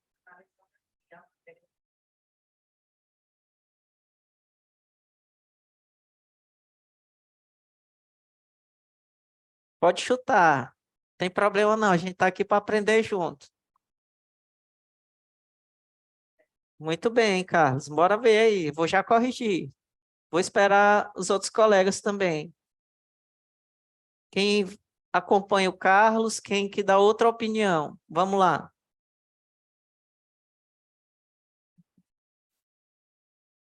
A gente podia fazer um acordo aí com o CREA para a gente fazer um cursinho aí pré-vestibular para o concurso da Embrapa. Olha aí, ó, até a Beatriz vai fazer, tá vendo? Ó, a Valéria gostou da ideia. Mas vocês têm que chamar os colegas para participar, né? Negócio que meu curso ficou em pleno período de São João, né? Que aí é para os arraiais, né? Mas vocês estão aqui, firme e forte, né? Estou gostando de ver. Daniele, Valéria, Joyce.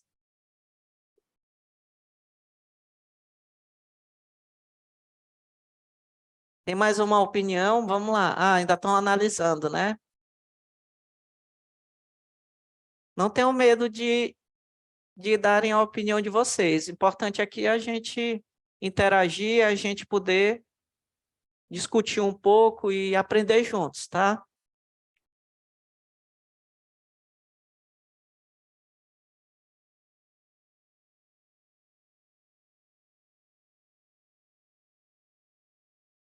E eu aprendo muito com vocês aqui também.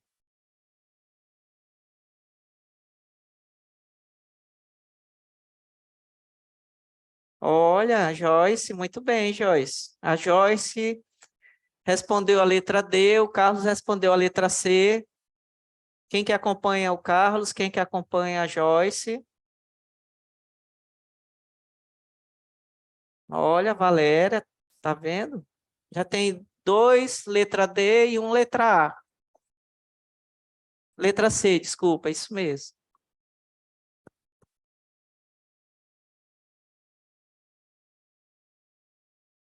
Ó, se tiver mais participação, depois da segunda pergunta, a gente vai encerrar nossa aula. Senão, a gente vai ter mais meia hora de aula hoje, viu? Então, vocês cuidam aí de participar para poder a gente depois ir para os arraiais. Então, vamos lá, gente. Eu vou responder agora, que já tem 3 respostas aqui. Vamos lá. Olha, atividade agrícola. Se eu pegar o plantio de arroz inundado, qual é o impacto no efeito estufa do plantio de arroz inundado? Em algum momento eu falei para vocês, né, no nosso curso, que o arroz inundado, por conta da grande quantidade de matéria orgânica, existe uma fermentação, existe a emissão de quê, gente? Qual é o gás que emite essa fermentação aí dessa matéria orgânica na cultura do arroz irrigado? Emissão de metano, né? Então, só aí a gente já tem a letra C, que foi o que o Carlos respondeu, e a letra D, que a Valéria e a Joyce responderam, né? Então, a gente já elimina a letra A, a letra B e a letra E. Então, vamos dar continuidade, porque com a segunda, a gente já consegue definir qual é a resposta certa, né? Desmatamento e queimadas. A letra C está dizendo que o desmatamento e a queimada promove uma redução de carbono no solo. Pelo contrário, né, gente? Não é uma redução, é o quê, gente? Emissão, né? Então, aí a gente já identifica qual é a resposta correta, né? Então, é a letra D. Então, vamos agora só complementar a resposta. A terceira, reflorestamento de novas áreas. Qual é o impacto no efeito estufa? A letra D está relacionando com o impacto fixação de carbono, né? Floresta plantada vai promover a fixação do carbono. A quarta atividade agropecuária, plantio direto, vai promover a retenção do carbono no solo. Muito bem. E, por último, a criação de ruminantes vai promover o quê, gente? A emissão de metano etérico. Então, a letra correta é a letra D. Tem alguém que ficou com alguma dúvida em relação a essa pergunta? Ó, o Francisco, o Vitor também foram na letra D, né? Então, muito bem, estou gostando de ver. Olha, que vão ser liberados hoje mais cedo. A Valéria está perguntando se não saiu o cursinho, ó, já estão falando aí, se vai ser disponibilizado o material, né? O que tu diz aí, Beatriz? Todo o material vai ser disponibilizado para os alunos, não vão? Eu acho que é do curso, né, Valéria, de integração, que a Valéria está perguntando. Todo o material com os slides, né? Eles vão ser, sim, disponibilizados, né? Os slides no formato PDF, né? Os vídeos, né? Também vão ser todos disponibilizados, vão ter as aportilhas. Aí eu vou agora pegar depois com vocês, que eu acho que a gente tem um grupo também do WhatsApp, a dissertação da Thaís, que ela apresentou, a dissertação da Carol, a dissertação do Vitor e a dissertação da Geslane, tá certo? E do Carlos Augusto, tenho a tese dele de doutorado. Então, só aí vocês já têm uma gama de material para vocês estudarem, né? As revisões de literatura, tem os artigos também que eu posso compartilhar com vocês. Tudo bem? Então, vamos para a segunda questão. Gostei de ver aí a participação de todos vocês.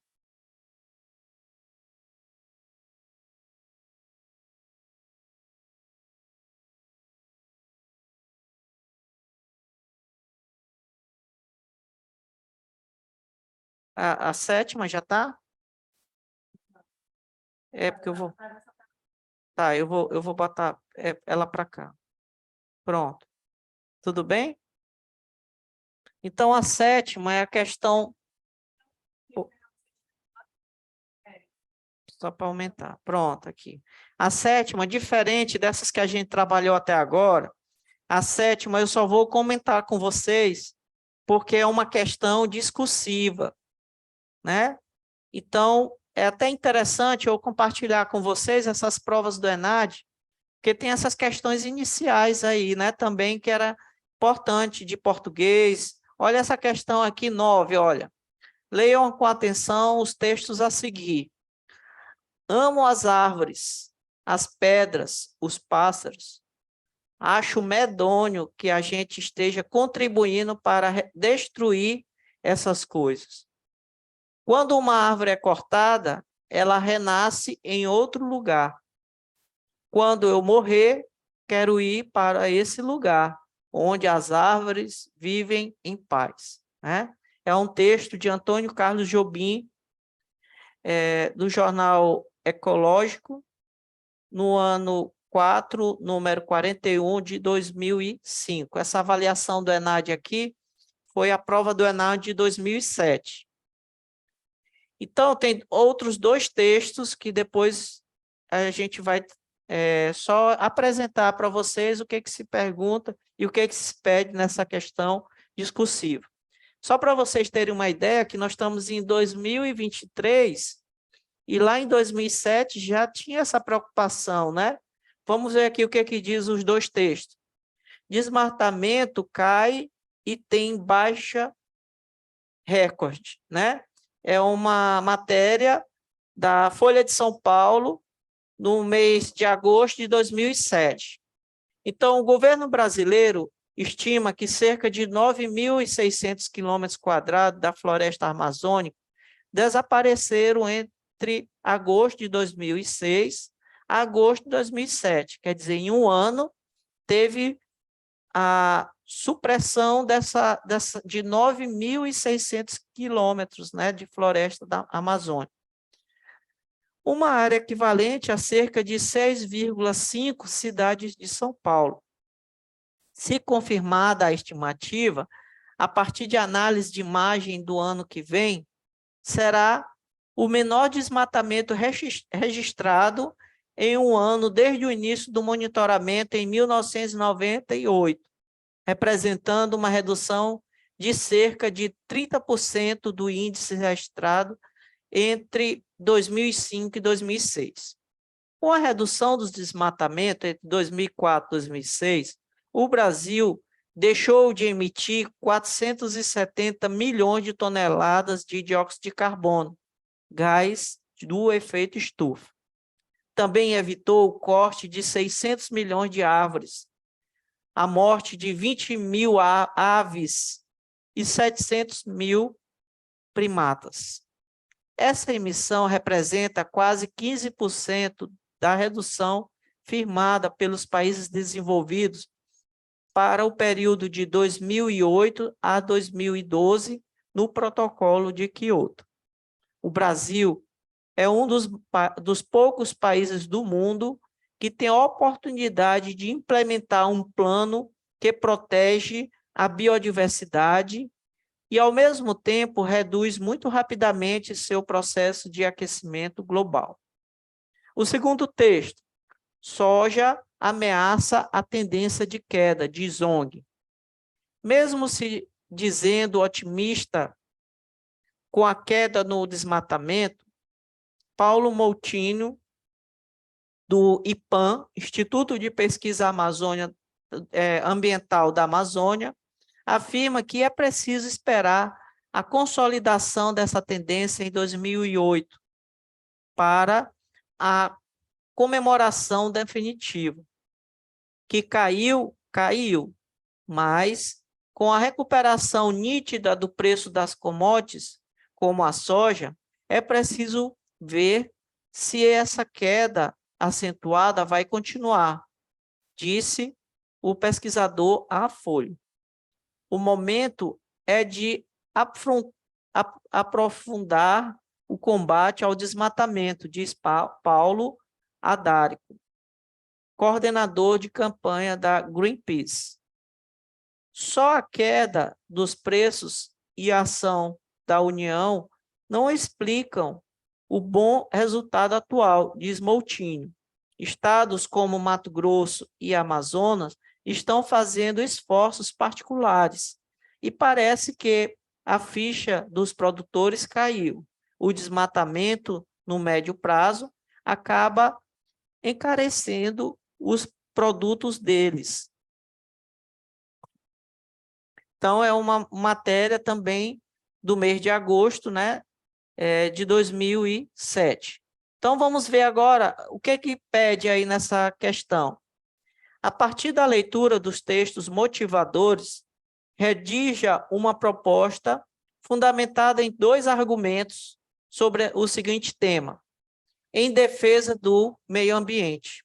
Quer dizer, ele faz uma argumentação propositiva, né, positiva e motivadora, e pede agora para vocês criarem um texto, né, uma fundamentação com 2 argumentos sobre o tema em defesa do meio ambiente. Procure utilizar os conhecimentos adquiridos ao longo de sua formação sobre o tema proposto. Aí ele faz algumas observações. Seu texto deve ser dissertativo, argumentativo. Não deve, portanto, ser escrito em forma de poema ou de narração. A sua proposta deve estar apoiada em pelo menos 2 argumentos. O texto deve ter entre 8 a 12 linhas. O texto deve ser redigido na modalidade escrita padrão língua portuguesa. E os textos motivadores não devem ser copiados. Aí eu pergunto para vocês, pelo que a gente viu no nosso curso, não seria muito fácil da gente fazer essas 2 argumentações?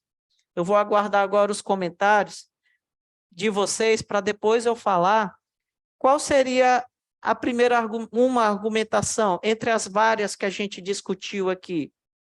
A gente acabou de ver uma questão falando do efeito estufa, né? Então, eu vou aguardar aí 2 minutinhos para vocês colocarem só os tópicos, né? Ninguém vai fazer agora a dissertação, porque está todo mundo querendo ir para os arraiais, né? E aproveitar o São João.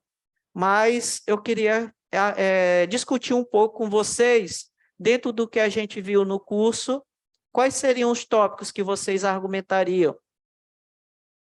Então, vamos lá.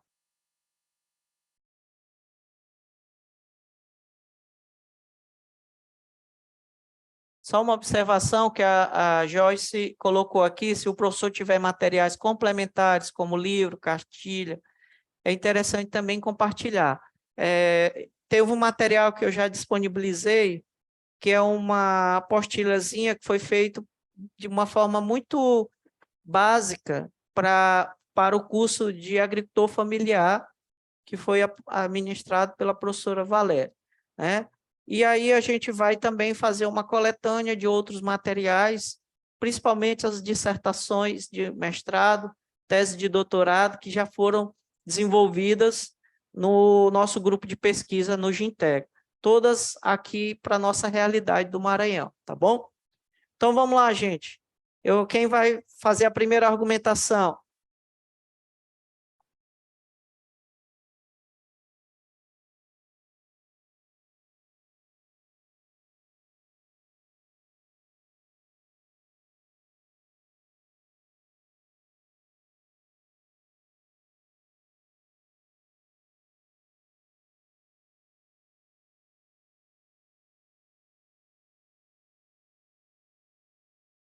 Então, para quem entrou por último, eu vou só colocar aqui o que a gente está fazendo, né?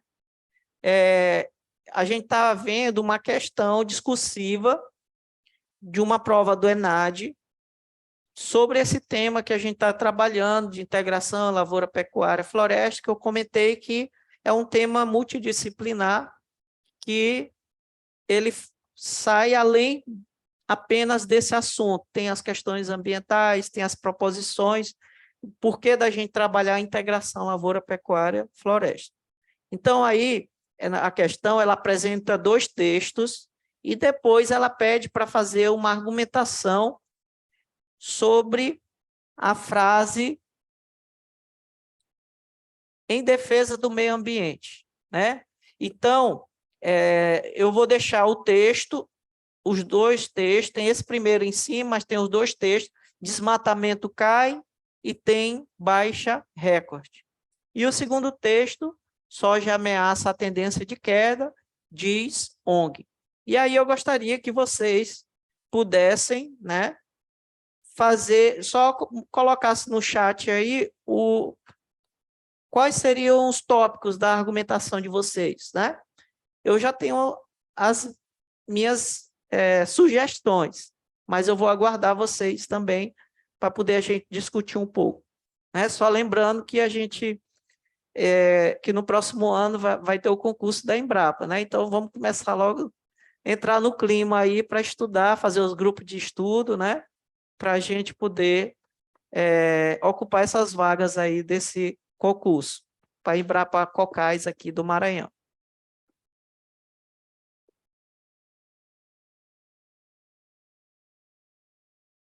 E aí, já teve a primeira dica?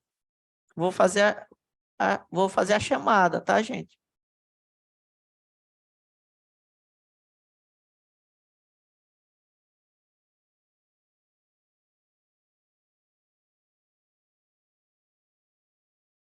Vamos lá, Valéria, Joyce, Francisco, Vitor.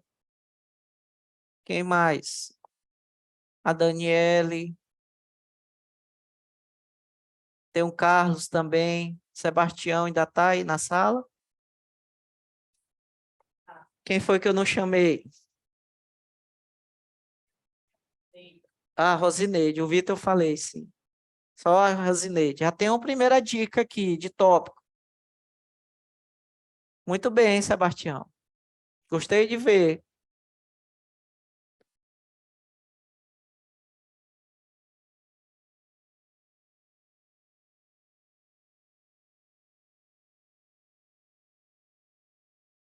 Só mais 2 minutinhos aí para a gente...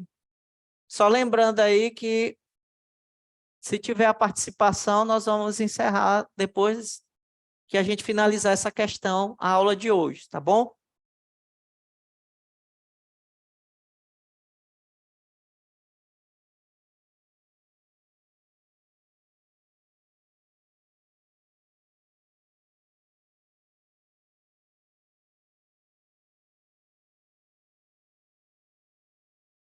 A Rosineide falou aí, né? Não vai dar tempo de fazer o doutorado, mas se já tiver o mestrado, Rosineide, já vai ter opções também, porque eu acredito que tenha a vaga para pesquisador, tem para assistente e para técnico, né? Então, eu acho que não ter o doutorado não limita você fazer o concurso, né, para essas outras categorias que não a de pesquisador, tá certo? E aí tem alguns detalhes que a gente depois precisa se informar, né, se a de assistente pode fazer com o título de mestrado, né, a de técnico e assim por diante.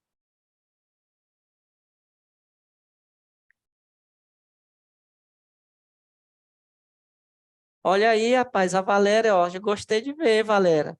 Novas técnicas de plantio, consórcio entre culturas, manejo adequado dos animais, conservação e preservação.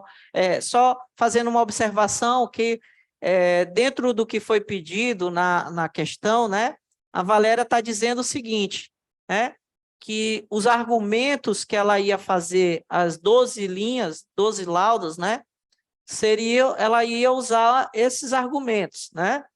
Eu vou aguardar só mais um pouco, mais uma participação para poder eu fazer os comentários, né? Dentro do que a gente discutiu ao longo do nosso curso. Tudo bem? Cadê a galera aí para poder a gente finalizar a nossa aula hoje?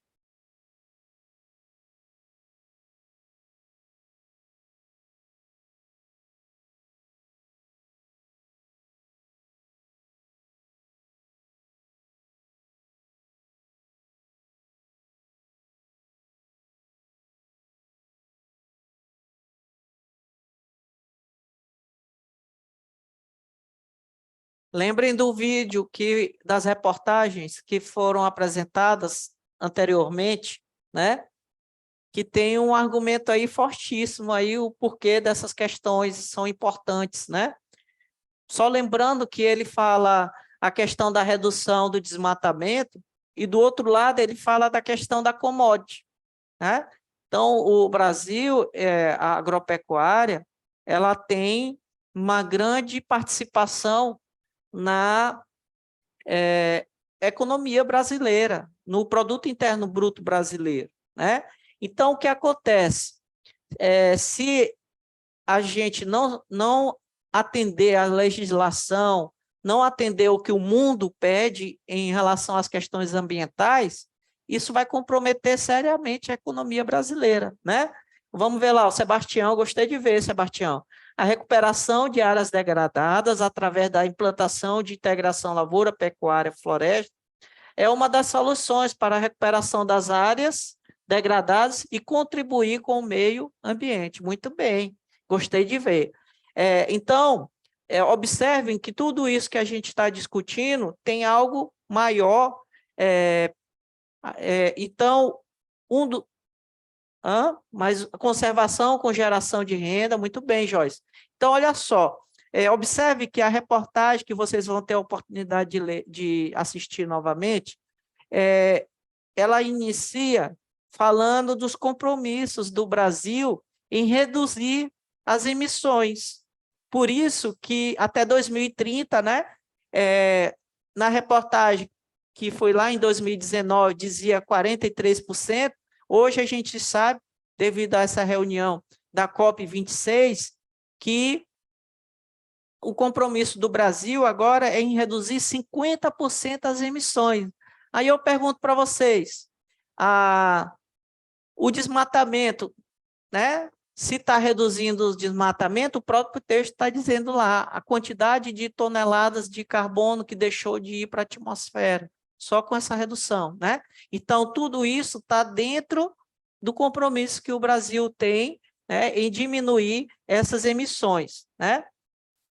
Então, vamos lá, o Carlos André colocou conservação do solo, dos recursos hídricos, a combinação de lavoura, pecuária e floresta em um sistema integrado promove a conservação do solo. Muito bem, Carlos. Reduzindo a erosão e aumentando a infiltração da água. Gostei demais. De todos os comentários. O Vitor colocou desmatamento e economia, soluções para o desmatamento em comunidades indígenas. O que a gente quer, eu entendi o que o Vitor quis colocar, que não precisa avançar a agricultura em áreas indígenas, né, em áreas quilombolas, né? Então, em áreas de preservação, em áreas com mata, não precisa mais desmatar. O que nós precisamos? Que é o que a gente vem discutindo, o que a integração lavoura-pecuária ela é importante, né? Porque ela é uma das tecnologias preconizadas como agricultura de baixo carbono, né? Então, a gente, como técnico, nós precisamos nos qualificar e saber orientar esse produtor, né? Então, a Valéria botou assim, ó, isso mesmo, a integração lavoura, pecuária, floresta é um grande norte para solucionar vários problemas. Muito bem, Valéria. Eu acho que hoje a gente já pode encerrar, que eu gostei muito da participação de todos vocês e quem tiver oportunidade já pode ir para os arraiais que está liberado por hoje. Tá bom, gente? Mais alguma dúvida? Então, eu gostei muito da participação. Amanhã não vão cometer nenhum excesso hoje, né? Porque amanhã, 8 horas, a gente já está de volta. Quem for brincar, mas brinque com moderação, porque amanhã é de 8 às 12, tá bom, gente? Então, eu conto com a presença de todos vocês, motivem aí os colegas, né, para participarem, que por hoje é isso. Uma boa noite a todos e fiquem com Deus. Muito obrigado.